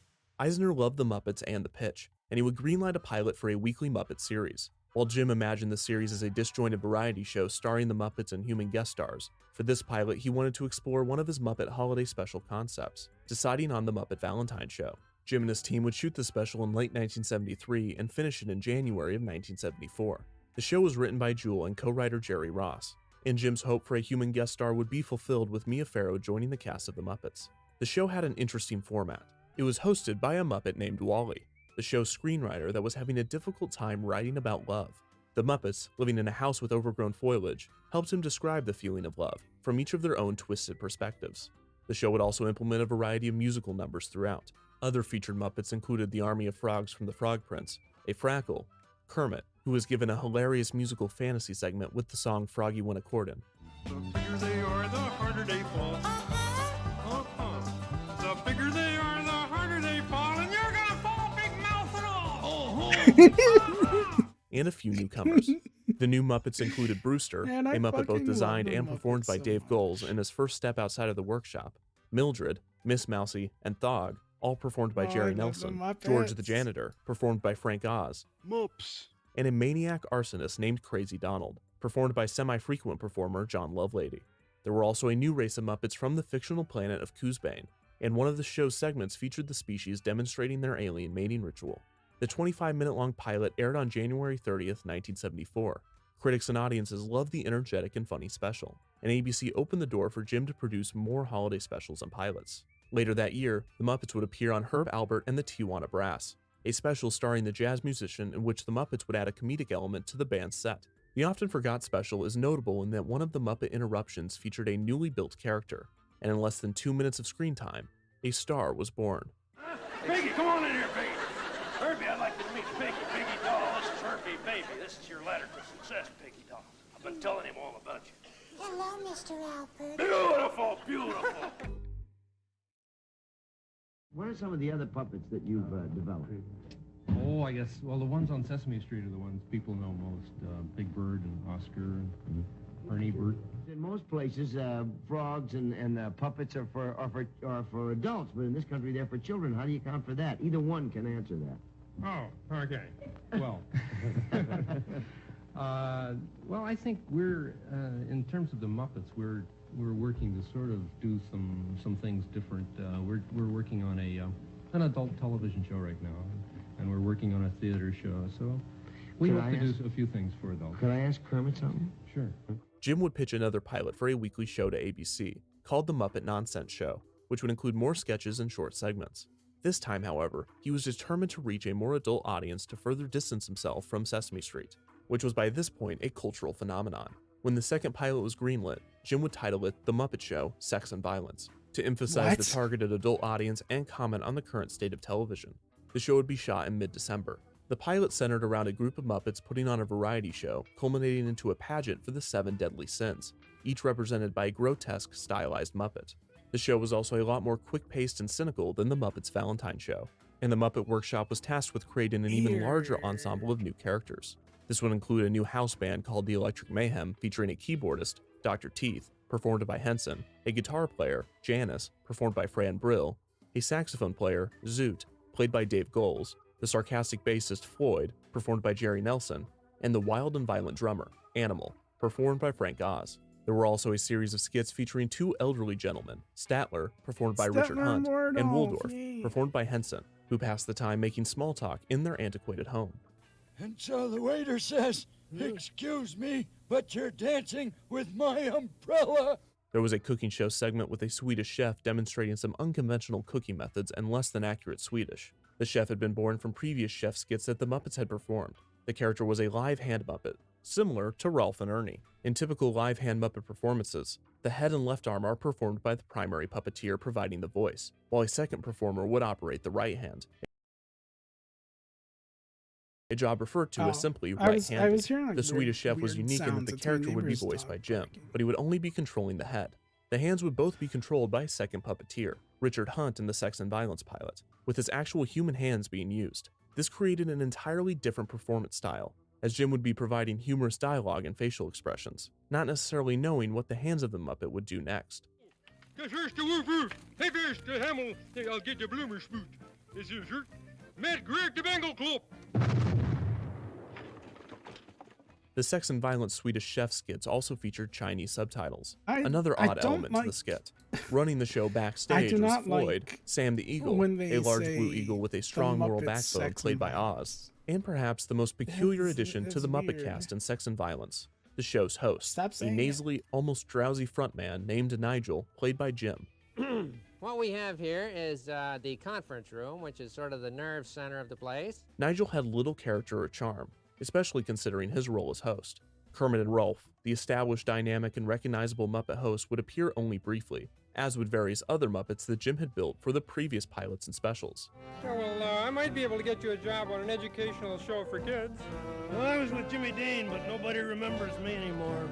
A variety of segments were created for the pilot, including Mount Rushmore, in which the 4 presidents would tell bad jokes, and a fake movie review segment called Return to Beneath the Planet of the Pigs, a Planet of the Apes parody featuring a new version of Piggy, performed by Fran Brill, and a mad scientist pig named Dr. Naga, played by Jerry Nelson. There was also a segment called At the Dance, where a series of gags were played off as Muppets danced in a ballroom.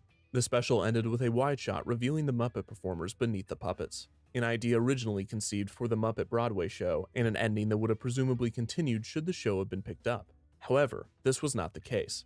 ABC was unhappy with the pilot from the beginning, urging Jim to change the name and the special. He stood firm on the sex and violence title, which seemed to be more funny to him than anyone else. Another issue was the show's characters, whose personalities did not work together as an ensemble. It seemed that in each scene from the pilot's A-plot, a different character was halting the energy, whether it be Nigel with his sleepy, dull delivery, or Sam with his strict obliviousness. It didn't help that most of the time the characters backstage were not preparing for the show, but were instead playing board games. On top of this, the show's pacing was atrocious, and the editing was too quick in some segments and too long in others. The At the Dance and the Swedish Chef segments, which both only had enough footage to be a single insert, were chopped up and placed throughout, with some bits lasting less than 10 seconds. Well, you see, this show jumps from place to place. You'll get used to it. Despite these issues, Jim hoped that this was the pilot that would solidify a weekly Muppet show. Jim made the rounds on late-night shows, heavily promoting the airing of the pilot. Are you going to be on the special tomorrow night, Kermit? No. You're not on the special? No, you know, they gave me one lousy line. When the reviews came in, it was clear that sex and violence had not resonated with audiences. While some found it entertaining, a majority of viewers felt the humor didn't work, and ABC decided against picking up the series. Jim was hopeful that another network would, but was disappointed when others rejected the concept as well, some because of the response to the special, and others because of the same reason Jim had been hearing again and again. They felt puppets were for children in the morning, not adults at night. If a Muppet TV series was going to happen, Jim would need help, so he reached out to a person that he believed could make his dream come true. An IBM executive named David Laser that Jim had worked with in the past to provide a few funny short films for IBM board meetings. Laser would join the Muppets team in a producing capacity, and his knowledge of business and energy would prove to be an asset that the team had been missing. The first step was to create a pitch to networks. This would take the form of a 25-minute reel featuring the Muppets in a variety of settings, in short skits, interacting with humans, and in musical numbers. The climax of the reel would feature an enthusiastic Muppet pitchman making his case to the network executives to greenlight a Muppet show. Friends, the United States of America needs the Muppet Show, and you should buy this show. Now, we're not pulling any punches here. I mean, there's nothing subtle about this pitch. So buy the show and put it on the air, and we'll all be famous. And we'll all get temperamental and hard to work with, but you won't care, because we'll all make a lot of money, and God will look down on us and smile on us, and he will say, let them have a 40 share.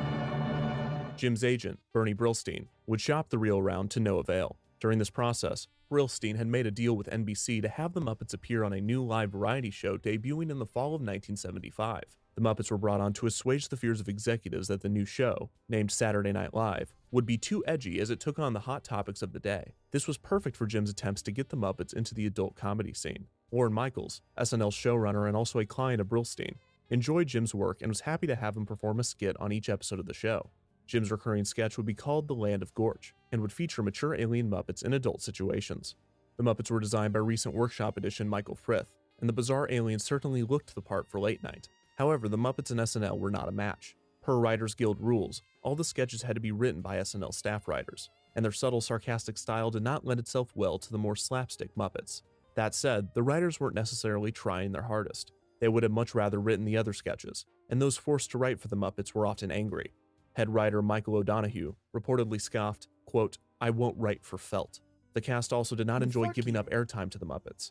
Cast member John Belushi's anger would lead him to coin the phrase, mucking fuppets. It was difficult for Jim to bring his team every week into a tense situation where they clearly weren't welcome, although despite the behind-the-scenes drama, he would never speak ill of the SNL staff publicly, and when asked, he would be quick to praise the talents of Lorne Michaels, who he had a deep respect for. Michaels appreciated Jim's work, but it was clear early on to the both of them that the Muppets did not belong on SNL. Luckily, Jim wouldn't have to live in 30 Rock forever. A British television producer named Lou Grade had been following the work of Jim and the Muppets for the past few years, and he was interested in discussing a potential Muppet TV series. One of his employees located in New York invited Brillstein and Laser to a meeting.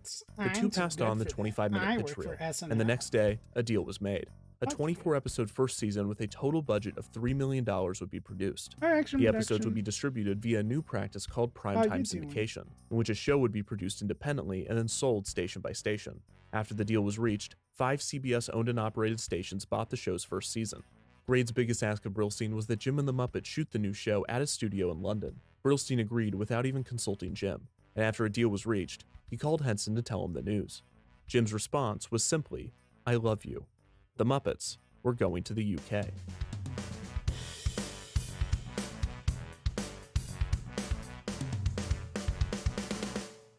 This episode of Defunct TV is sponsored by Squarespace.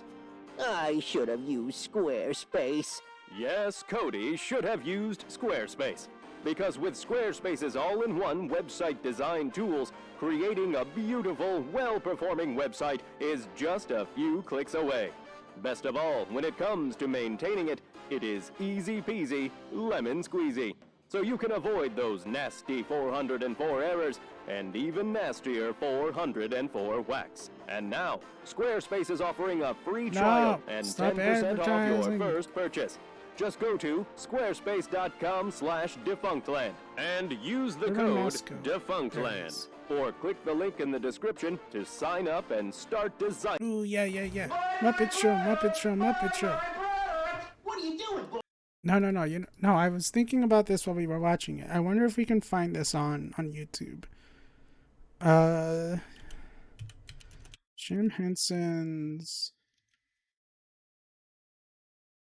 Monster. Was it Monster? What was the name of the show? Was it Monster? It's not Monster Factory.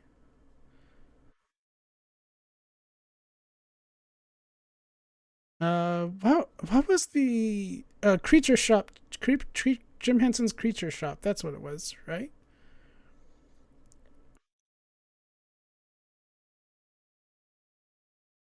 It was the show where they would make Muppets. Or they would make like Jim Henson style puppets. Are there full episodes anywhere?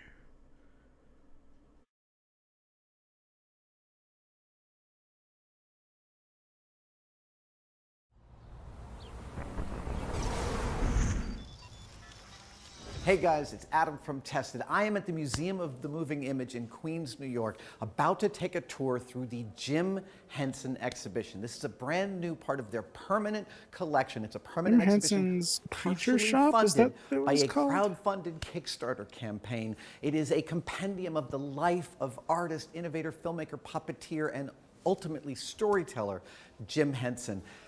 I cannot wait to go through this because there's one thing I'm sure of. This is about a lot more than just puppets. Hi, Barbara. Hi, Adam. Thank you so much for meeting me today. Thanks for coming. We're excited. Oh, my God. I can barely wait. Like, my crew's been moving around, making sure we can shoot everywhere, but I have kept my eyes from seeing. So will you lead me through? Yes, please. Let's go. Let's have a look. This is also very, very wholesome. Adam Savage going to the... To the Muppets Museum. Okay, so it's I'm already wholesome, like freaking out. This is Jim's actual headband for operating Kermit. Yeah, so the puppeteers would wear headbands so that they that held a microphone so that they obviously needed their hands free to perform, and that's one that Jim wore often. He had several of them, but that's the one that came to us, so we're really lucky to have it. No, I grew up looking at those shots from behind the scenes, and this is one of the real Kermits. Yeah, it's a Kermit from the 70s. So not to destroy anybody's dreams, but there were several Kermits. Many, right? But not that many actually. Okay. Yeah, they would. It took a lot to sort of build them and make them right. Yeah. And sometimes ones were made that didn't fit the hand quite right, and they had to start again. So it was a very, very personal sort of process to create the puppet that really had the the right feel for the puppeteer. And if I remember my reading correctly, like a key part of Kermit's head shape was created by Jim's hand, right? Exactly, yeah. He had giant hands. He had really big hands, and Jim, the association between Jim and Kermit was very, very close, and people sort of identified one to the other. I do. Yeah, of course. I think we all do. It's really natural. And what Jim says is that in some ways it was sort of just a natural extension of his hand. There was very little between Kermit and him. It was just this little piece of cloth because his hand basically was the face. So I have to ask, like, an exhibit like this comes in, you're pulling pieces from all over the world, and I suppose repairing some things and unpacking the history of these things and figuring out how they go. But when Kermit comes in the building, was that in a moment? Well, it was, the museum received a donation from Jim Henson's family in 2013 of about 500 objects, right? Yeah. So it included about 200 historic puppets. So a lot came in at once. Okay. But obviously, Kermit's, sort of unwrapping Kermit and, getting him sort of ready for exhibition was a particularly kind of amazing moment and, extraordinary process. I can't imagine. I mean, he's so much part of the moral compass of my childhood is Kermit. Exactly, right. How many characters are there in the world that have, Kermit was sort of born or built in 1955, essentially. 50? Yeah, and still has that same kind of resonance with people, has survived, and people kind of know him, right? Despite Jim's passing in 1990 and other puppeteers performing him, there's a sort of a continuity, a consistency to his character. Well, that we I don't want to buy a streaming service. I just want to watch. I had no idea Creature Kermit Shop was that much older than me. I really thought he was born with Sesame Street, but no. Yeah, it was one of the first puppets that Jim made for his first television series, a 5-minute live show, sometimes twice a day, starting in 1955, called Sam and Friends. It was on WORC TV, a local television, NBC affiliate in the DC area. Wow. Yeah. Wow. But it wasn't a frog yet. Kermit was like a sort of vaguely amphibian creature. Oh, okay. He was Kermit. He was not Kermit the Frog, so he sort of acquired the frogness in the early 60s. Okay, so I don't, this looks like I'm already seeing an embarrassment of riches. Where do we go from here? Well, let's go this way. Let's talk about Jim's early work for television. So Ralph was the first Muppet star, right? You always think of Kermit being the star. Yeah. I didn't realize Ralph was the first. Yeah, Ralph was created for appearing in a dog chow commercial in 1962, and then went on to star in the Jimmy Dean Show, which was a nationally broadcast variety show in the mid-60s. That was hugely popular, and it really was almost like a finishing school for Jim, right? Because he had to go on the show and perform Ralph, actually with Frank Oz performing the right hand of Ralph. It was the first puppet that Frank Oz and Jim Henson performed together, so that's really cool. But Jim learned from the comedy writers on the Jimmy Dean Show, and those were guys that had their backgrounds in vaudeville and in variety shows, and a lot of Jim's sort of comedic sensibility comes from being an apprentice during those years, and just sort of being around that.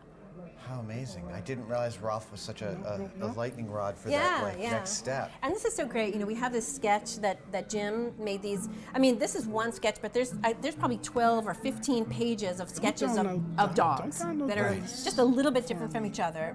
And Don Saline, who is his master puppet builder, would look at these sketches, these sort of very rough sketches, and well done. and take what Don would call the essence of a character that would be expressed in Jim's sketch, and make these sort of remarkably expressive puppets out of them. So they were an amazing pair also. And we try in the exhibition to sort of give shout outs to the various craftspeople. Exactly, because they, it wasn't just Jim sort of, standing on a mountain, on his own creating these things. It was this really, really talented group of collaborators, and their commitment to the work was sort of all in. It's really loyal, talented folks. Yeah. So. Okay, what's next? Okay. John Stone was one of the very first people that Joan Gans Cooney, the sort of inventor of Sesame Street, turned to help her, come up with an idea for what Sesame Street would be. So John knew that Jim's work was amazing and would be a perfect fit for Sesame Street. So John Stone brought Jim on to Sesame Street in the sort of infant stage of its development. Right.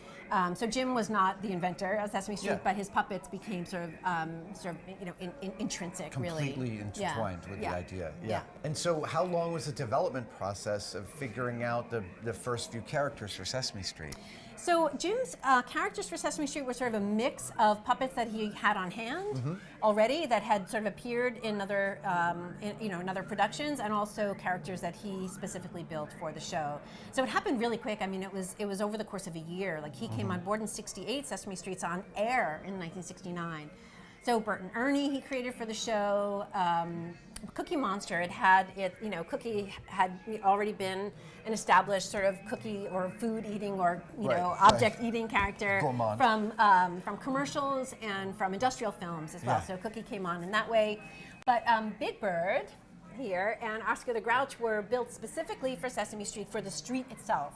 Because the producers were, first the idea was that the puppets would only exist in their sort of interstitials, right? And that the action on the street would just be people. But during focus groups, the kids quickly lost interest in the puppetless segment. So they knew they had to get the puppets on the street.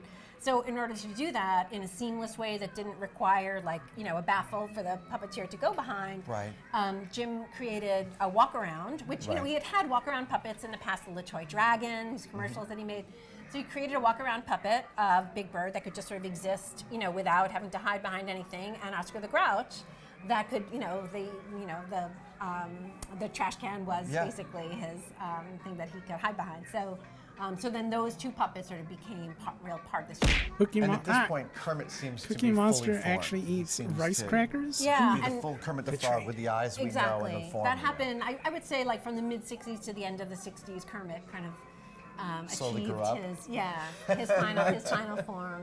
There were some differences in the number of, points on his collar, but essentially Kermit was Kermit. And he was, part of Sesame Street in the beginning and then kind of pulled back eventually. And Kermit went on to other things. So I'm looking at standing in front of a full-size Big Bird. It's sort of shocking how much larger his head is than I somehow expected. And I'm wondering if, as you were loading these pieces in, was there a specific surprise where you're like, oh wow, I totally didn't realize that was like that? Just the mass of Big Bird is kind of amazing. His tail goes really far back, so we had to deal with things like, is the platform going to be big enough? Are our ceilings high enough? This was sort of the only space in the gallery that we had that could really accommodate Big Bird. And this is Carol Spinney, right, with the right hand here and the left hand here. Exactly. Yeah. The performance that he did really up until, he really only just retired and he's in his 80s, the physical demands of performing this. So he had to wear this harness over here. Oh, this was his original, oh my goodness. Yeah, so he had to wear this harness over, his chest so that he could watch a monitor, so he could watch himself perform. So he is actually also watching the monitor. Oh yeah, otherwise how could he see? Right, his eyes aren't up in the eyes, and there's no holes in the bird's body. So this is a camera signal fed to him. Exactly. So he could see what's going on outside, and he could see where he's going, right? And so he's watching that. He's performing the bird, and he's reading from a script taped into the bird's body. What? How do you do that? I don't know how you do that. And roller skate often. What? Yeah. So I'm not even sure I have known in the longest time that Big Bird had a big tail. Yeah, it's a big tail. Yeah. So this is a section we call the Muppets for obvious reasons, and we wanted to really make it feel like an explosion, right? Right. We wanted people to understand that it was important without having to say this is important. So this projection of all 120 episodes of the Muppet Show playing at once is this sort of gesture that really communicates that excitement and that sort of significance. Because the Muppet Show was something that Jim had wanted to get off the ground since 1960. So it was a project he was trying to get going for 15 years. And it came off the ground in 1980, right? 1976. 76, okay. I thought it was, this was my childhood, right? We watched this every week as it came out. I probably watched every single one of these episodes 3 or 4 times in my childhood. Yeah, they're really, really magical and still hold up. They're just hilarious and charming and fun. And this is also part of the improvisational aspect of the troupe, like they were writing scripts every week for this show, and also developing new characters every week at the same time. So the shop is going full bore. Exactly. It's an amazing Well, amount. they had to move. They had to create sort of a company and operations in England because, sort of amazingly enough, none of the U.S. networks wanted the Muppet Show. Right. So Jim wound up making 2 pilots for ABC. Yeah. Thinking that ABC was going to pick it up. They didn't, and then pitched it to CBS. This is a pitch reel, a hilarious pitch reel he made for CBS. CBS said no, thank you. But Lou Grade in London said, really saw the potential of it. And Muppet Show wound up being produced in London for the 5 years when it was made. And because it was produced for syndication, it went worldwide right away. Oh, so okay. So it was almost more popular in other countries at first than it was in the U.S. I had no idea. I remember reading at some point it was an extremely expensive show to produce. I guess. I mean, there was sort of a lot to do. The guest hosts and those logistics. Right. It took a lot of people to put this show on, so they had to build a whole shop in London to be able to. To be able to make all this stuff happen, and yet, still the New York office was still going and doing things, so that doing commercials really, and other and and Sesame Street, of course, Street. right. So Jim and Frank and others would fly back. Oh my God! Of course, they're doing the Muppet Show and Sesame Street. And Sesame Street at the same time. I mean, that was an amazing thing for me that sort of clicked at some point. That Jim and Frank, especially, how busy they were doing so many different projects. Just Sesame Street. Yeah. Like, would fly back to New York and still be Bert and Ernie, like into the 80s. Wow. Yeah. Wait, so I see one of my favorites, the Swedish Chef, who had real hands. Well, yes, that's really interesting. So the Swedish Chef had real hands. It was what is called a live hand puppet. Like Ralph is also a live hand puppet, right? And so it took 2 puppeteers. And Cookie Monster as well. Exactly. Right? So the main puppeteer's right hand in the mouth, left hand in one of the hands, and then a second puppeteer doing the puppet's right hand. What was different about the Swedish Chef is that because he had so many things to manipulate, and because there was no fur covering his hands, Jim and Frank performed it together, and it was Frank's hands in both his two hands. Both his hands. And Jim doing the mouth. So here's this crazy picture that shows you the sort of gymnastics of what they had to do to make this puppet happen. Wow. Then we had the challenge in, how do we exhibit the Swedish Chef because there's no fur covering it? Do we leave them empty? That's kind of weird. It looks like they're amputated. Yeah. So Frank Oz generously allowed us to cast. I was wondering. That's the best. That was my first question. That's the best that you're actually using Frank's hands. Yeah, it's amazing. Yeah. And the distension, that's what made me think these must be the real hands. Yeah, because they don't look natural. They right? don't. They're the Swedish crazy. Chef. They're stretched and torqued. Yeah. It's lovely too when you get up close to these, when you see how simple the construction is. I mean, how innovatively they solve the problem. This is just mattress foam. Yeah. As open cell urethane foam, carved intricately, but the structure is very simple. Yeah, the design and the structures were, really, really carefully thought through. I mean, these weren't just people sort of making cute things out of flashy fabrics. The builders, the designers really come from these sort of amazing places where they had these fantastic skills. Actually, it's a great story with Dave Goelz, who achieved fame through the Muppets. He's Gonzo and he's Zoot and Dr. Bunsen Honeydew. Exactly, all these other characters. Dave was working as an industrial designer for Hewlett Packard in California, and was an adult in his 20s and happened to catch part of Sesame Street and saw Bert and Ernie and was just so taken with the design of the characters and how their personalities sort of matched the way they were constructed that he was like, that's what I need to be part of. So he built his own Ernie and came to New York and figured out how to reach Jim. Jim was not so hard to reach. He would talk to people, you know? Yeah. And Jim's like, yeah, sure, you can come and work for us. So he started building puppets and then was drafted into performing. Sort of against his will, but it's a good thing he was. Fascinating. I know Dave, and he told me about performing Gonzo for the first season of The Muppet Show, and then realizing he wanted more, and so he added the eye mechanism to Gonzo to deepen the character. A lot for of the this is going to second get season. covered up. And I when loved hearing draw the fact Jackie that as this was Fred an here, ongoing because process of so character it's gonna be development in and front of construction us. technique and design and That's right. implementation. Yeah, yeah. It's a wonderful, wonderful thing. Yeah. Often the builders would also have their hands in performing, so it wasn't like a factory situation. You Right, know what I mean? not a cast really, system. really understood what it took to be able to make these characters come alive and refine them over time. So I'm looking at the Muppet Show openings behind you. Yeah. I mean, I remember in 1976 my family getting excited about the premiere and us sitting down and watching it on the night. I can't remember what night of the week it was, but I remember watching it and talking about it the next day at school. Yeah. I love when they all line up, the openings line up. It's great. And there's Gonzo. The misunderstood performance artist of the Muppets. And if we turn the corner, we'll see the actual Muppet sign. Wow. We were kind of beyond excited when, the archivist of the Henson Company, Karen Falk, who's amazing. Yeah. One day she was like, we've got you want to see the Muppet Show sign? We've got it here in the archives. Because we borrow a lot of the material in the exhibition is borrowed from the Jim Henson Company archives. The puppets are the museums. We, they're ours. But a lot of the sort of process material is part of the archive. So Karen just took out this sign, and we were like, okay, and yes, please. Is this one of the original sketches? Yes, it's a design sketch by Michael Frith for the sign, and then this is sort of a storyboard for the opening segment. Wow, it's so great. They saved all this stuff so we can really see how it was developed. Yeah. Another thing they saved, which was really fortuitous, was bankers' boxes upon bankers' boxes, et cetera, of fan mail that came in. And what we wanted to do was sort of attest to Jim's vision to make a show that wasn't just for kids. It was really for families. It was for people of all ages.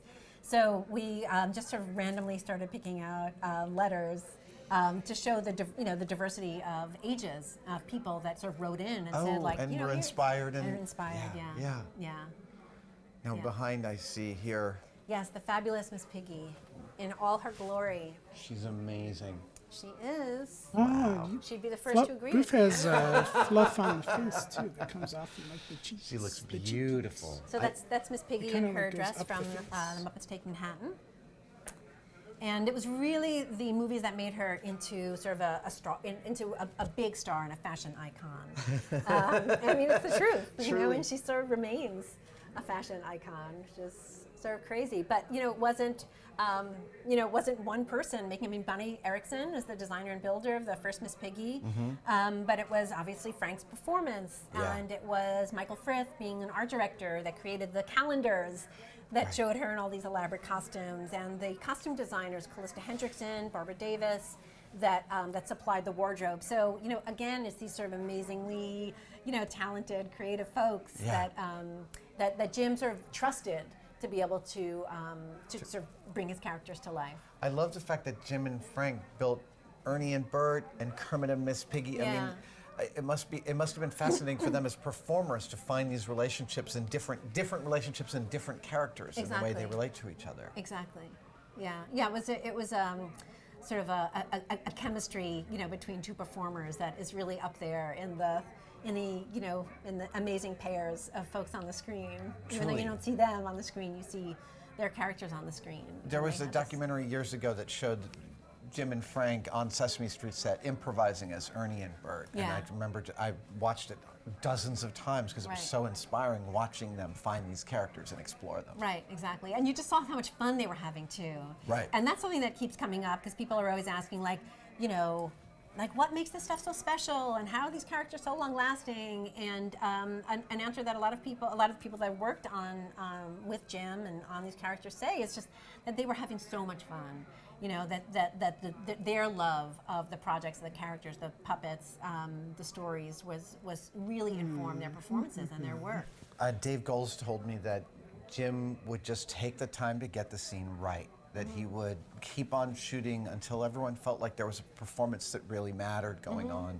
And he was like, never again after Jim, if I felt like that total amount of, we're just here to get this right. And Jim really created that space, he said, that allowed them to spend that time. Yeah, because it was technically really demanding. I mean, it wasn't just like knowing lines. Frank Oz was here at the museum recently and told this story, and I forget where he was, but there was some show that they were doing. Maybe it was a live show or something on TV where there were sort of mostly human characters, and he and Jim were sort of waiting in the wings to go on with their puppets, and someone turned to them and said, "You guys look like surgeons. Like your concentration is so focused, because they." you know, they're not just like saunter on and be their personalities. Like they have to make these other things come to life, and you know, those other things depend on them for their life. So they're really attuned, you know, in a very strong way. Well, in that physical demand, I'm looking at this architectural model over here that I find really fascinating. This is an example of how they had to work if they were doing a scene. You have the puppeteers under here with the Muppets up front. Exactly. So starting for the Muppet Show, they wound up sort of building these sets that allowed for these false floors, so the puppeteers had space to be, instead of having to be, I mean, a lot of times they have to be curled up inside something crazy to be able to perform. So yeah, we love the set model because it shows what it sort of took, and that, you know, there's puppets on top and people actually doing it, and that there's monitors here so too, they can see what the camera so sees. Yeah. I mean, in every time they are having to perform basically backwards. They're looking at a camera that's showing them. Yes, exactly. Yeah. That's right. Crazy. Yeah, yeah. So again, the canvas keeps getting bigger. So the Muppet movies bring the Muppets to the big screen. And then the three projects that we focused on in this section, Fraggle Rock, Dark Crystal, and Labyrinth, Fraggle Rock and Dark Crystal, you know, are these fully integrated imaginary worlds, Yeah. right? So there's no sort of reference to the real world in them, right? Jim wanted to sort of, you know, use the full force of his imagination and the imagination of his collaborators to just invent something new. So, you know, with Fraggle Rock, you know, he knew he had the audience out there internationally with the international versions of Sesame Street, and the Muppet Show was all over the world. So he knew that he had the attention of the world, and really felt like he had the responsibility to use that attention in a way that would help things, right? So he, you know, very consciously wanted to develop Fraggle Rock as something that would help bring peace between, you know, different kinds of people. So the three, you know, groups in Fraggle Rock, the Gorgs, the Fraggles, and the Doozers, are all sort of in their own universes, and they're very, very different, but they're interdependent. And he, you know, I mean, it sounds almost naive, but with Jim Henson, it's not. No. He, like, really believed this, and you know, it wound up being this tremendously successful show. I love the Muppets. Maybe, you know, maybe it did make the world a little better. You know? By definition, because we can enjoy Jim even decades later and understand how beautiful this vision was. And again, the technology, right? So always pushing the limits of technology. So we have a little clip there that shows what it sort of took to be able to control how these passionate gourds. she Obviously, is these humans about, walking around in these about giant puppets, but their expressions were controlled I actually went to remotely. the Muppet by puppeteers who weren't in the costume. Exactly. So you see there's Jerry Nelson using what they called a Waldo it was really to control the puppets' faces. Or maybe it was somewhere and they did the same for the tiny little Doozers, because you couldn't get a puppeteer's hand in them, obviously. Cool. But you could, you know, sort of operate the sort of gross motor skills through these little fish, you know, like things, these mechanisms. Thank you for the head pats really composer. subtle facial expressions on them were also produced remotely through these. Oh, separately from them. Oh, wow. Yeah.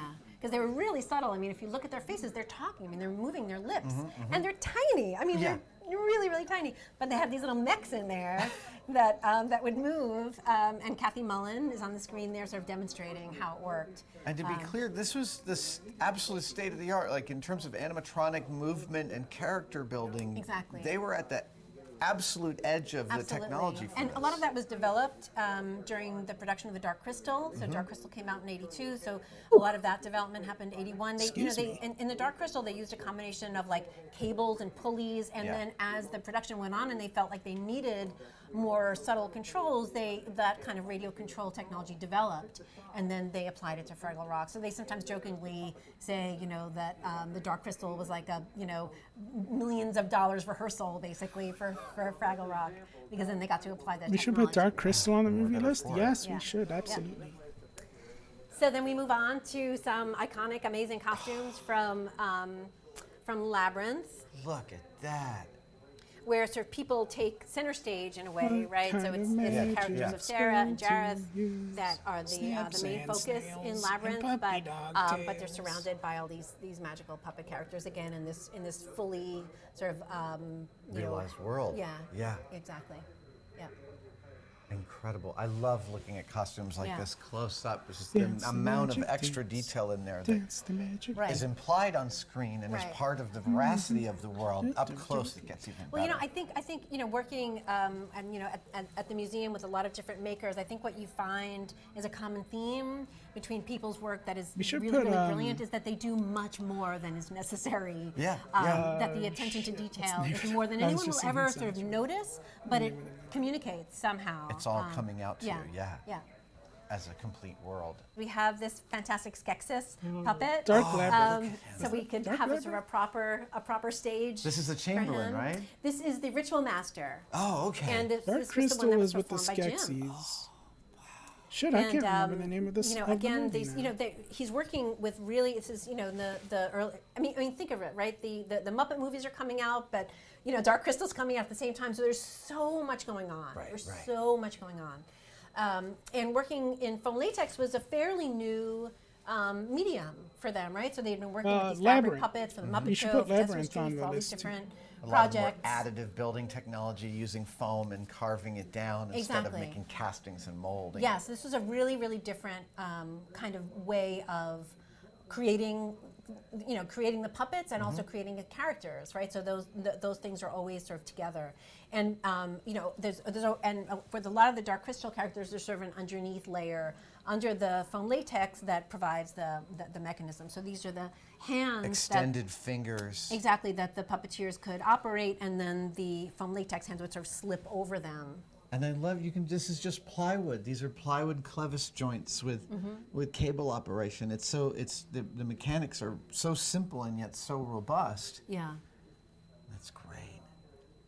And similarly, Jen and Kira, our heroes in the Dark Crystal, had these sort of mechanized resin layers under their foam latex heads that operated everything, and maybe, you know, a little weird to look at. They're sort of skinless faces, but it's how it all worked. In a day of Arduino-controlled bots being relatively trivial for people to assemble and construct, this is again at the absolute edge of the They were possible making it up. at They that were point in making time. it up. Yeah, they were totally just making it up. Yeah. These are the most ancient RC rigs that I've ever seen. Wow. And they've got plywood cutouts to control the level of movement for some of the action. And annotating kind of what did what, so people would know. Wow. And then the linkage between the two that clearly added some relationship in terms of facial movement. And these servos going to cable drives. Wow. It's just gorgeous. So, you know, we didn't want to end the exhibition with just like, he made these big films, and then sadly, you know, he passed away in 1990. We really wanted to give people the feeling that he was just constantly working, constantly doing 100 different things. Innovating, iterating. Right, exactly. Some things that worked, some things that didn't, but always kind of pushing the envelope, always sort of, you know, involved in making things and making new things. So this final sort of short section is just about the number of projects that he was working on in the late 80s, really up until 1990 when he passed away. And they include The Storyteller, which was featured on Jim Henson Hour, and also in other ways. The creation of the first digital puppet, fully digital puppet, Waldo C. Graphic, and there's some sketches. I did for not it. realize that. You've never seen Labyrinth? Yeah, so that Oh, you was, should. you know, It's he's really really, again, looking forward to using digital technology and starting to make real headway in that area. And so even though he starts with the simplest cloth puppets, he's not shying away from the technology. At any point in this process, he's bringing it in, Absolutely. using it, pushing it to the edge of its possibility for storytelling, and affecting whole other swaths of the film industry with that technology too. Exactly, yeah. So it's this real kind of interesting dichotomy between the simplicity and the complexity behind it. I mean, he wanted the stories to feel really simple. He didn't want you to be distracted by the technology, but he was going to worry about it. He didn't want you as a viewer to worry about it. And then after he passed away in 1990, his company went on and were real innovators in digital puppetry with the shows that they still make. So that's sort of wonderful. Oh, that's great. Yeah. It's And then so at the very end, we wanted to create sort of just a nod. Buckland has a whole series on Jim Henson's life, but I obviously the think I last said video earlier is that really he created this company of puppets. But what we're also talking about in the exhibition is this company of people, right? And they sort of exist on parallel lines. A culture. Yeah. So we wanted to really sort of highlight the people and the puppet characters, the two sets of characters that are involved. And not create a shrine, but really give you a moment to sort of kind of meditate on what he left behind. That's really lovely. I mean, there's so much joy extant in every part of the process, from the first puppets to the company, to the stories, to the songs, the celebration. Yeah, we want to inspire people. His origin is really interesting, though. I We'll mean, have to watch we feel those a commitment to our visitors, and education is at the heart of the mission of the museum. So, we want to entertain folks, but we really want them to sort of walk away feeling inspired to go out and do their thing. From Jim's example and the example of the people that he worked with, to sort of do their best and throw stuff against the wall and see what sticks for them. Achievement unlocked, Barbara. This has been an absolute fantasy of an exhibit to come and see. It's really great to have you here. It's fun. Thank you. I really appreciate it. Sure. Yeah, my pleasure.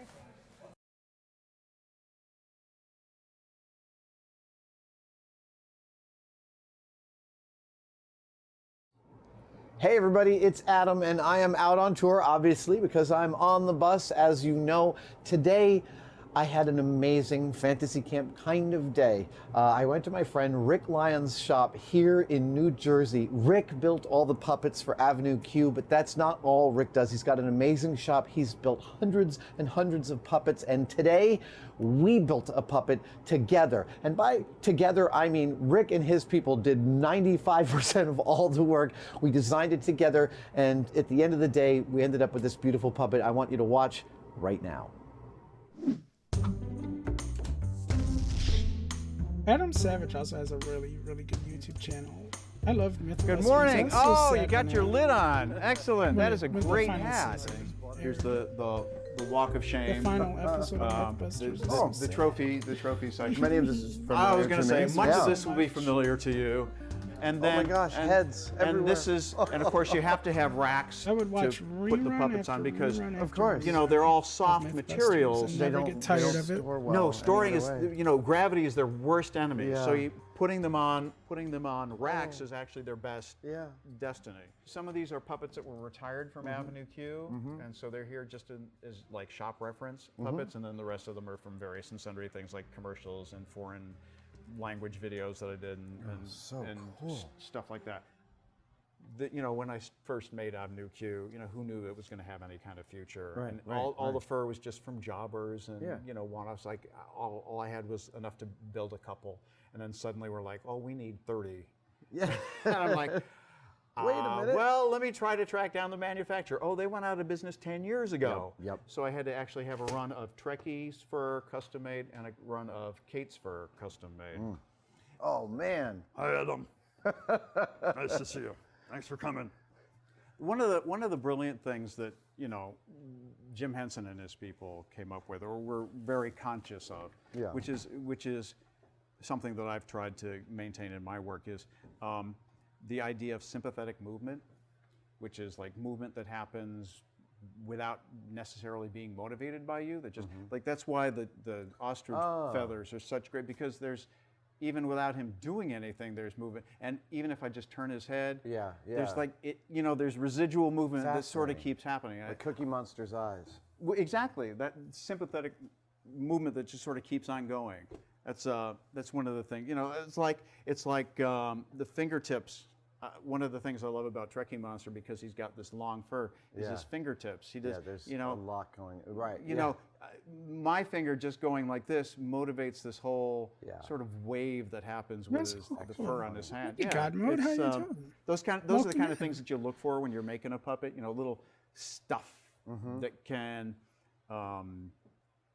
sort of amplify, you know, thank you for the head pads and complement the movement.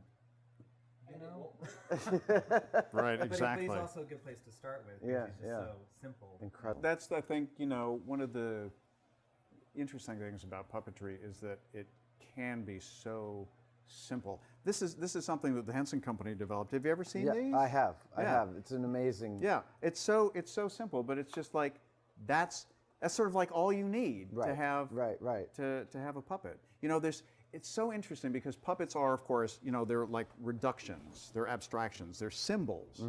It's so interesting to me that like just the human brain is so programmed that somehow just 2 spots of black somehow we recognize that as an eye. Yeah. You know, and then that's of course the brilliant thing about, like, you know, what Jim did with Kermit is that Kermit is basically just a sock puppet. I mean, he's so simple. He's something that Jim's hand had direct force on. Mara's pretty There's almost lonely no when all her barrier friends between. on the other side Well, of the there is no world. barrier Aw. between Jim's hand and Jim had the large fleece. hands. Am I right He about had that? big hands. Right. Yeah. The Kermit, the Kermit replica I have is padded. Yeah. And I recognize from reading that padding is mirroring what Jim's hand would actually do. When I doubled for Jim, I wore a glove. Really? Because my hand was just a little too small. I mean, Kermit was so made for his hand. Yeah. So what do you want to do today? You know, I wanted to craft a character with you. All right. And you know, I don't have any real preconceptions. I'm particularly fond of Animal and of Gonzo. The Animal and Gonzo are my 2 favorite Muppets, and they're really like my 2 spirit animal Muppets. Animal's the id, and Gonzo is absolutely like the unabashed intellectual I hope being here for a little bit dive can, into help alleviate performance some art, loneliness. right? While I understand, so I'm feeling like eye mechanism is something I'd like to put in. I have no idea I was about watching head shape some like Muppet whatever, and stuff I on also have this YouTube and idea doing a that little bit of a art, character is drawing me and a my character I'm friends interested as in. the Scooby-Doo I keep on redounding characters. to the idea that they're somewhat alien. The reason I pulled this out is you talked about the eye. This is similar to the iMech that's in like Bert from Sesame Street, but it goes to show you how analog it can be. Amazing. You know, this is just That is polyfoam magnificent. with a couple of wires stuck through it. Oh my God. And this is how Bert's eyebrow on Sesame Street works. So, you know, a mechanism can be Just knowing pretty someone simple. around. This mechanism, Well, I'm glad- the always trigger glad for to it see is you sitting again. on the mouth plate, and you just use your center I want to finger hang out and pull it with back. with You'll y'all in feel it. DG server more often, but the So times that's never obviously a don't more line up sophisticated thing. That's great got like a lot of the nice time.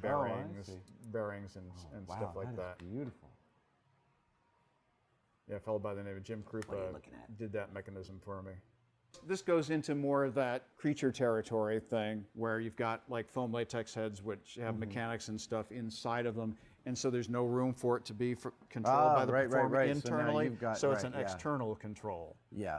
But it's the same function. Right. But it's here instead of on the mouth plate. If I'm performing that puppet, I have to think about how I'm expressing with the eyes at the same time I'm lip syncing. This way I'm controlling only one thing. Yeah. With my hand. I have full control of my mouth here, and I don't have to worry about even an assistant can do this for me while I'm doing the hands. Right. You know. So, but of course that, you know, again that removes you from a little, you know, that removes you from the process a little bit. I've tried to not overthink. Right. You know, before I arrived here, like what shape, what type it is. I like the idea of something that is not too elaborate in terms of size and mechanism, but something more manageable. And like I said, I have a Kermit puppet that's an amazing size in terms of its scale and its something you can accessibility. throw in a carry-on. And another thing that I was toying around with was teeth, like the ability to see the teeth. Right. Again, I keep redounding to Mr. Animal because he's just such a Well, no, that's one of the things that when I make portrait puppets of people, one of the things that really helps set them off from just like a Muppet puppet is teeth. It's one of the things that's a nice surprise, you know. If you, just like in the history of puppets, if you look around at puppets, there's not all that many that have teeth. So teeth are a nice addition, definitely. So one of the things about, as I said, one of the things about this kind of puppet is that obviously the dominant feature is their mouth. because that's what's moving. So one of the tricky things about mouth puppets is you got to make something that hinges. Right. That's why, I mean, even if you look at this variety of shapes like Animal or Kermit or Gonzo or any of the ones over here, Kate Monster, Princeton, Trekkie Monster, the mouths are still, they're still flat because that makes them most successful. You can sort of camouflage that straight line with hair and additional foam pieces and stuff like that, but the most successful mouths are ones that will hinge and that have flat, what I call mouth plates. Yeah, that totally makes sense. All right. So, I mean, you can have a puppet that has a mouth like that, but that serrated, whatever. But still, within that limitation, there's still, a variety of ways you can approach. Now, do you see this thing as being a thing with fur or a fleece texture, or fur or fleece texture? Absolutely. I've been thinking fleece texture, but I've also loved the fur. I have a Chewbacca costume. I love the fur. Well, fur is a lovely. The nice thing about it is it's got so much texture, and like I said before, it's got that certain amount of sympathetic movement. There's movement sort of that amplifies what you do. So if you want to go with something furry like that, then that's a choice. Obviously, the long things move around a lot. This guy is speaking to me. I like what's happening here. Do you like thin? You like tall, skinny, fat? Are you thinking about a rod hand like Kate? Absolutely rod hands. Okay. Yeah. 'Cause that's the nice thing about that is that you're completely independent. Yeah. To have a puppet like this, like Trekkie or Nikki here, you really need that second puppeteer to fully realize, I love the rod hands. the character. The Kermit that I have has 2 rods, and I have become fairly adept at playing with both of them and getting him to do his. And so when I see this size, I mean, I'm seeing, I see that's my hand fairly contained. Do you like bellies? Do you like? Is he like a golf club cover? Is he just straight? I think maybe he does have something a little with bit form. Well, that's nice because that's a nice compliment to the top. Do you think that you want somebody with So I recognize an iMech on that can be devilishly difficult. Well, you don't have many options. It's going to have to run down inside. Let's say no to an iMech. Okay. That simplifies it radically. Okay. Now, what about this mouth? Do we inside the mouth here? Do we have do we have tongues? Is this an alien with teeth? I think we do have tongues, and I think we do have a little bit of teeth. Has he got like a continuous line like Lucy, or are they individual chompers? I think they're a little more individual chompers. All right. So there's some detail. Yeah. Do you like? And I love the tongue and the uvula. Yeah. Do you see a particular color that you like? Is this purple, green, a more natural blue, but that's part of the Grover lover in me. But mostly, I'm thinking of it as a slightly darker color. It doesn't have to be blue. Darker color, I think variegated, so it's not monotone. Okay. And I think, he could end up being a little ratty in the right way.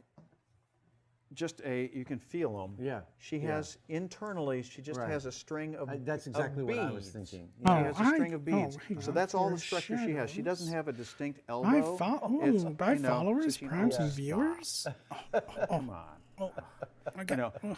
But that's, it gives you that sort of, there's that sort of floppiness that she has. That's one of the things that we love about Kate is that she can do quick little things that surprise you. She's sort of a humble and shy character, but she can be quick when she needs to be.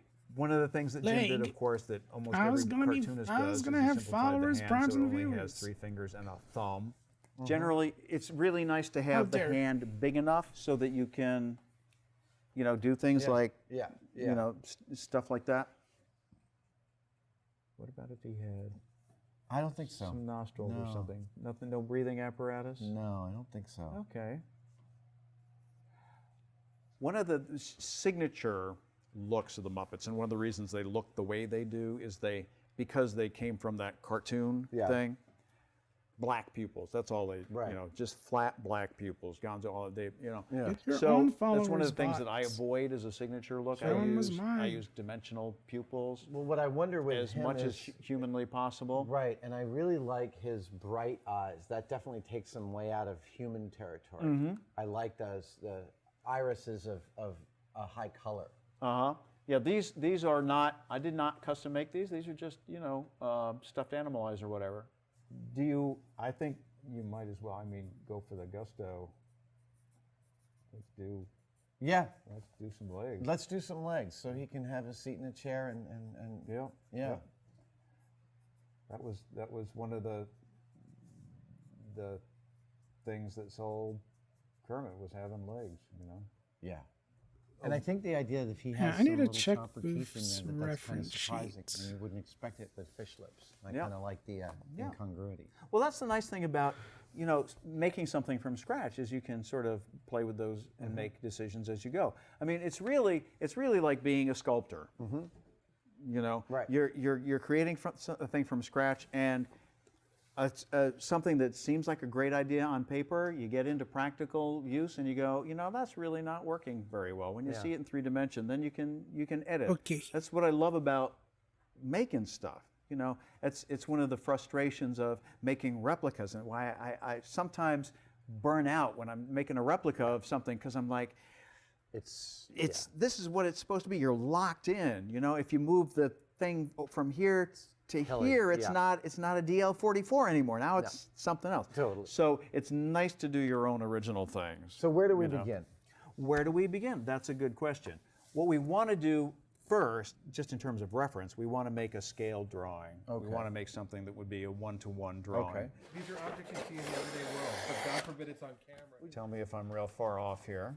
No, I think you're not far off there in terms of... And let's see, so that's... Oh, let's get some eyeballs. You think the soccer balls are too small? I think, yeah. They're not much bigger than a ping pong ball. No. I mean, we can try them. Yeah, Oh, you know that's what? about right. That's awful darn close, Yeah, isn't it? I think that's great. I think that might be totally spot on. Lower teeth, or maybe just on the upper? I think just on the upper. Okay.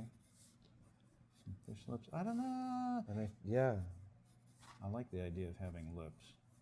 The lips they're making me very happy. That gives us some idea. I think, yeah.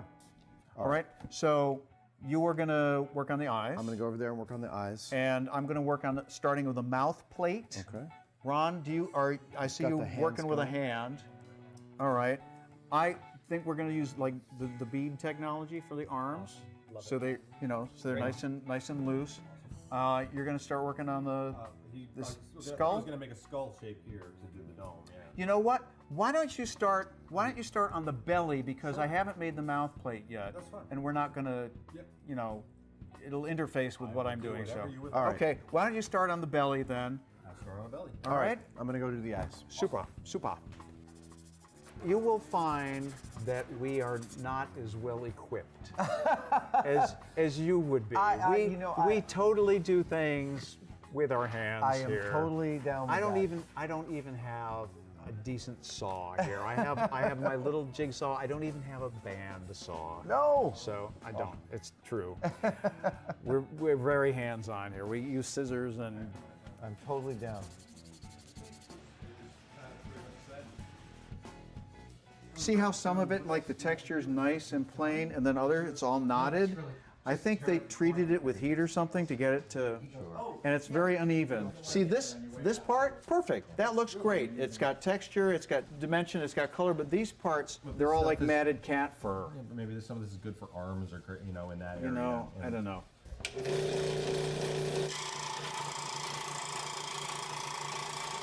I love that. It's got a nice texture to it. I think that's gorgeous. Yeah? Yeah. I think we have enough. That looks like just maybe about enough. I think we have enough. It's going to be close, but I should have enough.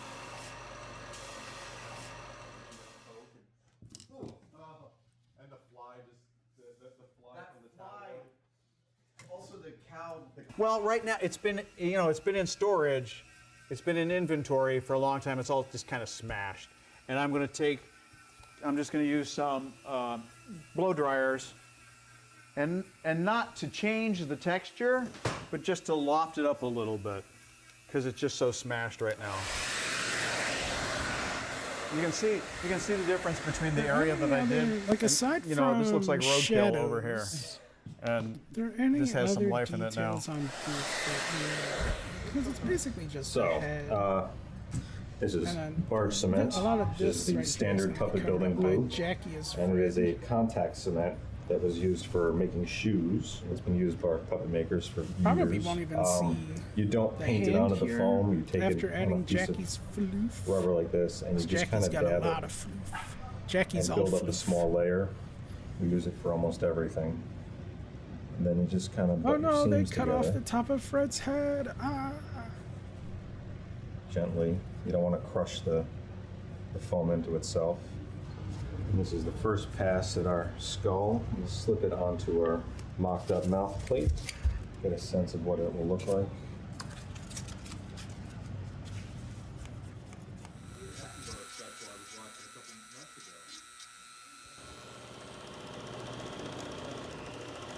This is a tiny, just a tiny bag that's going to be whatever we want to do for the arm rod. It's going to go in there, and then from here the arm will be a sleeve, muslin, and then we're going to put little beads inside, just little beads, so that it has dimension. No, I could start it has weight, and so that I the could arm try has a nice doing. curve to it when it I could bends. try doing some like shadows, some shading. wiggly and fun. Maybe not shading, but like What shadows. I normally do is I strip all the Or paint I off could try too, starting as on best I can. Jackie. And then I go in with How long have I been epoxy or 3 hours, whatever, 20 minutes, and almost 3.5 fill this gap, hours. and then sand it and then paint it. I still don't know how to do it. Like I think I need to make This a is new what we layer. end up with. We end up with I need a to make set a of new patterns layer and then set its that make it opacity possible down. for us to repeat a puppet. And Like, then here's the just go the bottom over of her it where brain. shadows would be. Here's the profile of her brain. You know, the piece of foam that goes inside the head to keep it its shape. This is a pattern for her body, which is cut out of foam. This is the foam for her head, Kate Monster's head. You can see the dart that goes into the foam. So that you're not starting from scratch every time. You get a consistent bunch of shapes. It's kind of like making a three-dimensional piece of clothing.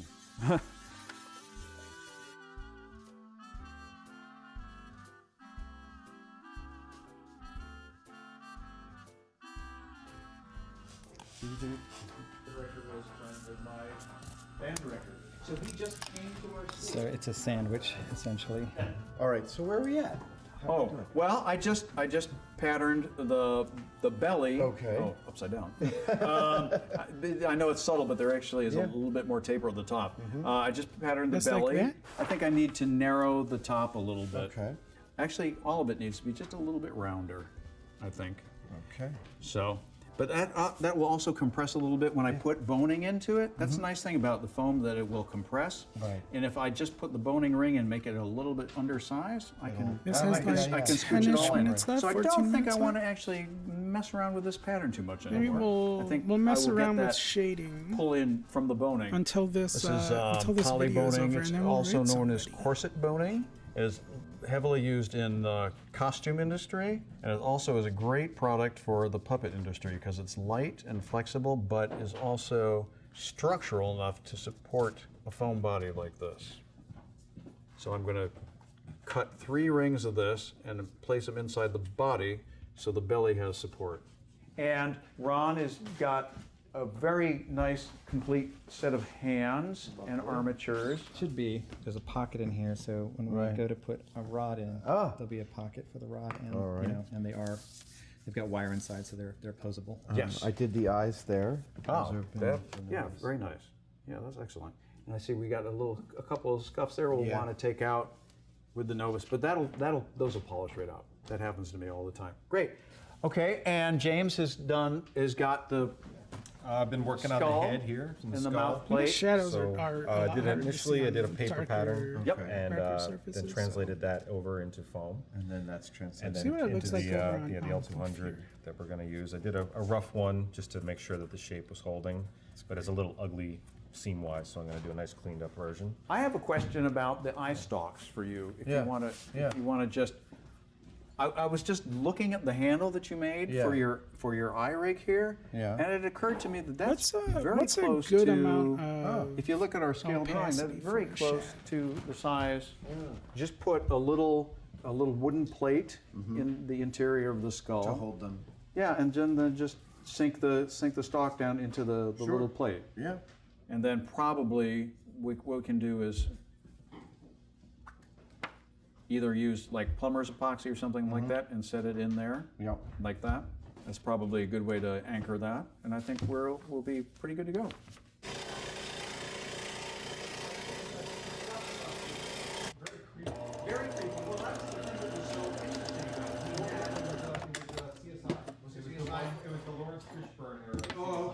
Well, so I've painted the backs of the eyes, and as I was instructed, I painted from the inside out in yellow acrylic, and I also back painted it with a little bit of red because it matches his fur.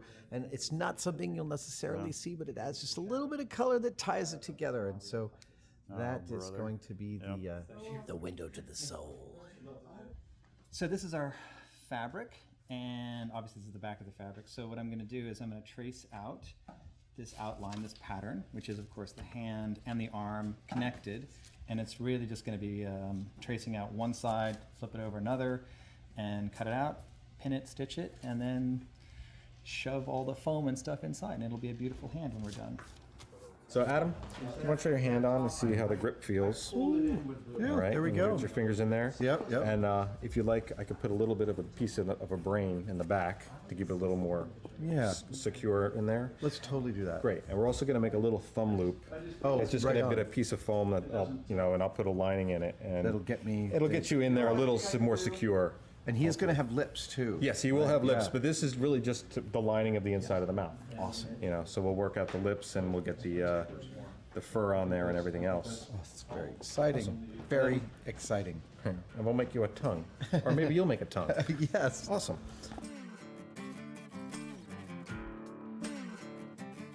Putting shadows does make it look better. Like just adding shadows to something has a big impact in how Guess what I'm working good on? it looks, I think.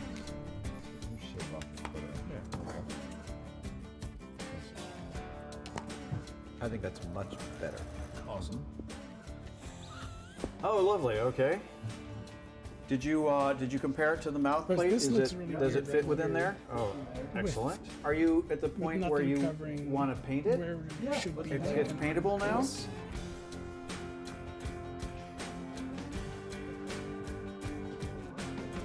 So I've taken our foam skull and our mouth plate, which has been installed, and our finger grip in here, and I have now been draping it with muslin to get the skin pattern for the head. And I'm going to take this, transfer it to paper, and trace out the head fur and start sewing, and soon this will be Sorry, Ron. I just halfway there almost.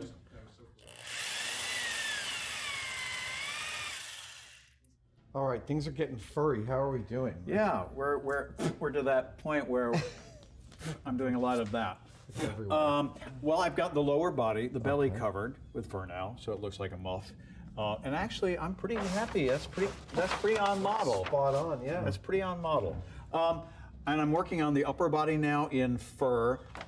What I think happened here is you can see his neck is from the sketch. His neck is really small, and I was concerned about getting your hand even up inside there. Yeah. So in my pattern for the fur, I've widened the neck a little Okay, bit. sure. Because I just think that's going to be the hand of an 8-year-old baby. Yeah. not an adult male. No. So I've widened that a little bit, and I'm going to sew that together and then attach that to the body. That's where I'm at right now. on. Things are James? getting Well, furry. I've been working on the head. A good sound We've got our shooting. final skull all put together, and We can our save mouth plate has been the, installed, and there's a little thumb loop here and a grip We and a can little bit take of a the brain. time code And then I went on and made a muslin pattern. and make it a drape redeem For the for the fabric. fabric. For the fur. For the right? fur, yes. Oh wow, this is already what? Yeah, I move fast. What the? So we, since we don't have a full foam structure in here, it's just the fabric is going to give it shape to the lower jaw. Right. And what's going to happen next is I'm going to line this with glue and put the glue on the lip line around, and then I will invert this, and we will skin our character It's up. going to start to happen. And then Ron's been working on the hands very feverishly I've been over in the watching back him there. invert those. So those are. So there's a lot of fur around these fingers, but there is definition and there is a, you can feel the, oh my the gosh, wire look at inside. that. And I think I just need to stitch on this guy, like Yeah. this part here, take the fur and stitch it around there, closed, and then you still have the pocket for the arm rod to come hand in. controller. Yep. Okay. Oh my god, that's great. Oh, those beads. That was a good Yeah. size. I think the smaller ones would have been too Yeah, wussy. it gives the arm some structure. Yeah, it's got that sort of serpentine ability. Great. That's awesome. I was concerned about the fur just like totally disguising the fingers, but I think there's enough separation. I think you can see trimmed a little too Yes. later on Yeah. to get more definition. Yeah, but I think we may be happy with just the way it is. Very exciting. So then, when I'm thinking about structurally getting this in here, Yes. So if I put these plates on here, I still have to glue those plates down to this. I would use barge.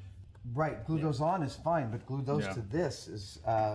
Well, I am an advocate of using whatever works. But I think what we can do is, if you made that half an inch longer, cut a hole, maybe not pressure fit, but cut a hole slightly smaller into this. Into the foam. Into the foam. Oh, right, and get a little structure. And then I just it'll have need that little to bit of a check peak. something really quick.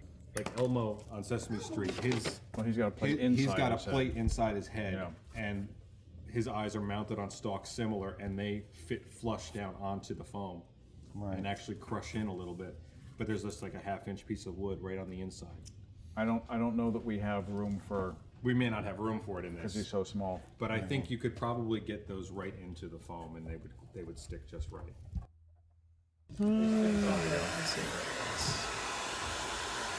Okay.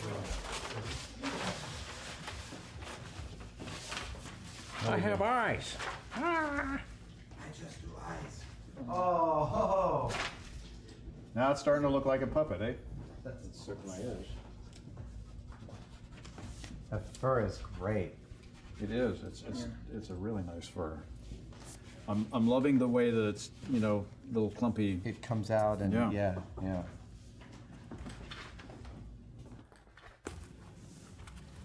Am I right? No, you're right. You're right. It's about 10. See, that's two things right I did today. Two things.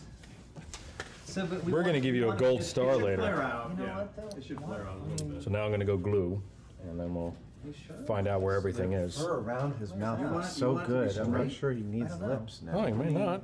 We're going to add a little line to the tongue here. To get a little definition there. A little bit of definition, yeah. Uh-oh. Oh, there he goes. He's getting there. Now he can Really? speak. Now I can speak. Is that your voice? I don't know. Okay, we'll figure that out later. His neck is part. Yeah. Right? And Yeah, so the I think boning, you're right. I the think I boning, split so the the boning difference. should be closer. It should be right at the join, where his Okay. head and his neck meet, and right about where the Well, let me- arms let me are. Stitch that boning on real quick. Because the weight of the arms will crush the. Sure. I'll stitch this on. He looks almost like RoboCop with his helmet on. Right? Here's the goop. Oh, cool. Right, so. Does So that it'd look be right like that. for like a shadow on the back of the And head? then Maybe the not. arms coming in around here. Oh, thank you. I can't shake myself back and forth like I can in the other model. I don't have those features on this one.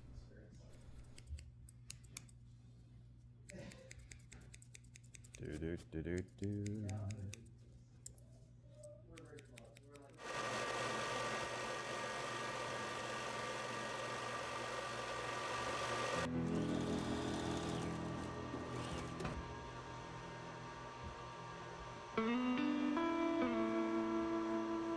I am orb. Puppy orb. Yep. Because what I normally do is I normally anchor this to the body.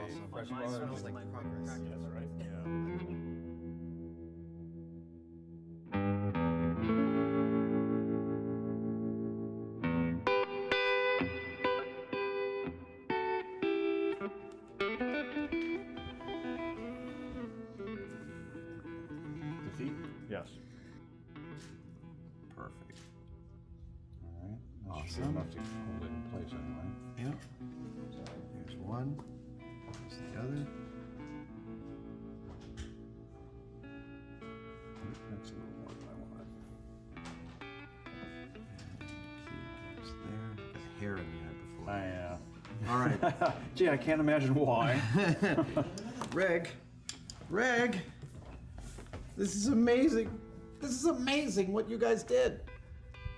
We made a monster. Good. High five. Good subject matter. do you have a name yet? I'm not even sure I have a voice yet. Somehow appropriate and vaguely alien. Hairball. Just do a little manicuring here. Thank you. That feels wonderful. Under the circumstances, that's pretty close. I think it's not bad. Look at the scale. it's pretty much exact. Pretty good, Wow. considering we're not doing a whole lot of math there. Yeah. He is definitely a little stockier in here, but he had to be because that issue with the. But it looks like it's landing on your hand nicely back here. Oh, it really is. So it should be secure on your hand. Feels fantastic. Awesome. Feels fantastic. And I don't think right now he feels like he's missing those eyelids. No, that's I don't certainly think he is something that either. could be retrofit somewhere down the line. Well, the nakedness of his eye stalks also feels a little alien, and I kind of like that. Rick, this is totally amazing. You guys are absolute magicians. Well, thank you. It was a good team assembled with James and Ron here. James, Ron, come on over here. Will you guys come over here? And thank you for your patience with the process. Oh, no. This for me is so much fun. I learned so much today about puppetry, about the materials you guys work with, and the. Oh! Now I am fully mobile. There's like no shadow to add to Lake, because Lake is all shadow. We could do like a little shadow on the fingies. Letting us play.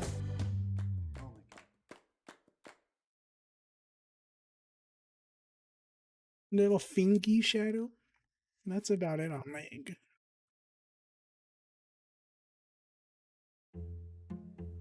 Hey everybody, Adam here. I am about to embark on a one-day build, which, if I'm going to be honest That with was you, it might for that actually take more episode. than So a let's switch back to some music and then go rate somebody.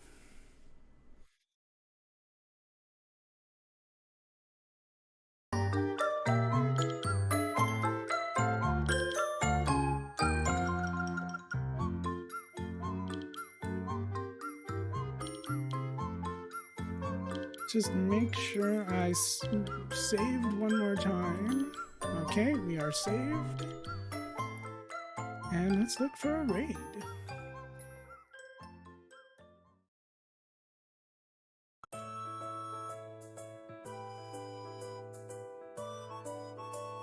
Who is online for us to go see? We could go see Amundal playing Path of Titans. We could see...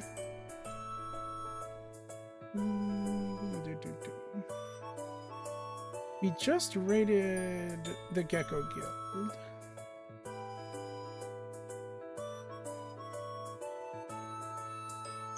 Duper?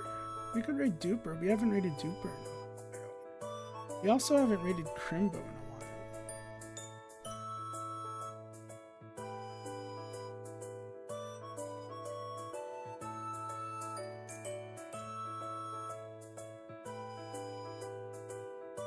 What to Duper doing?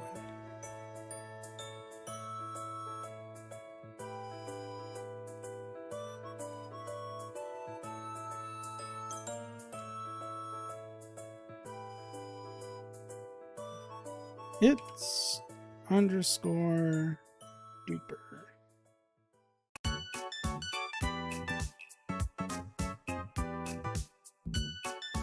Okay, everybody, as always, thank you so much for coming to the stream tonight. I really appreciate you all so much. Thanks for chatting and lurking, and the raid and the follow. I really, really appreciate it. I will be live again tomorrow tomorrow's Friday. I'll be live again Saturday at about 2 p.m. PST playing Okami. I hope to see you there. If you have my emotes or would like to use channel points to unlock them, that is going to be our raid message. If you do not have my emotes or not enough channel points, but you should because it's very cheap, you can copy that message for me, please. And we're going to go raid It's Duper, who is playing Toontown Online with their wife Blooper, Tsuneki Corazon, and Sketchy Emmy. So please drop them a follow, because they're getting close to partner too. So let's go show them some support in getting to partner. And I'll hope to see you again on Saturday at 2 p.m. PST for Okami. Good night. Bye-bye.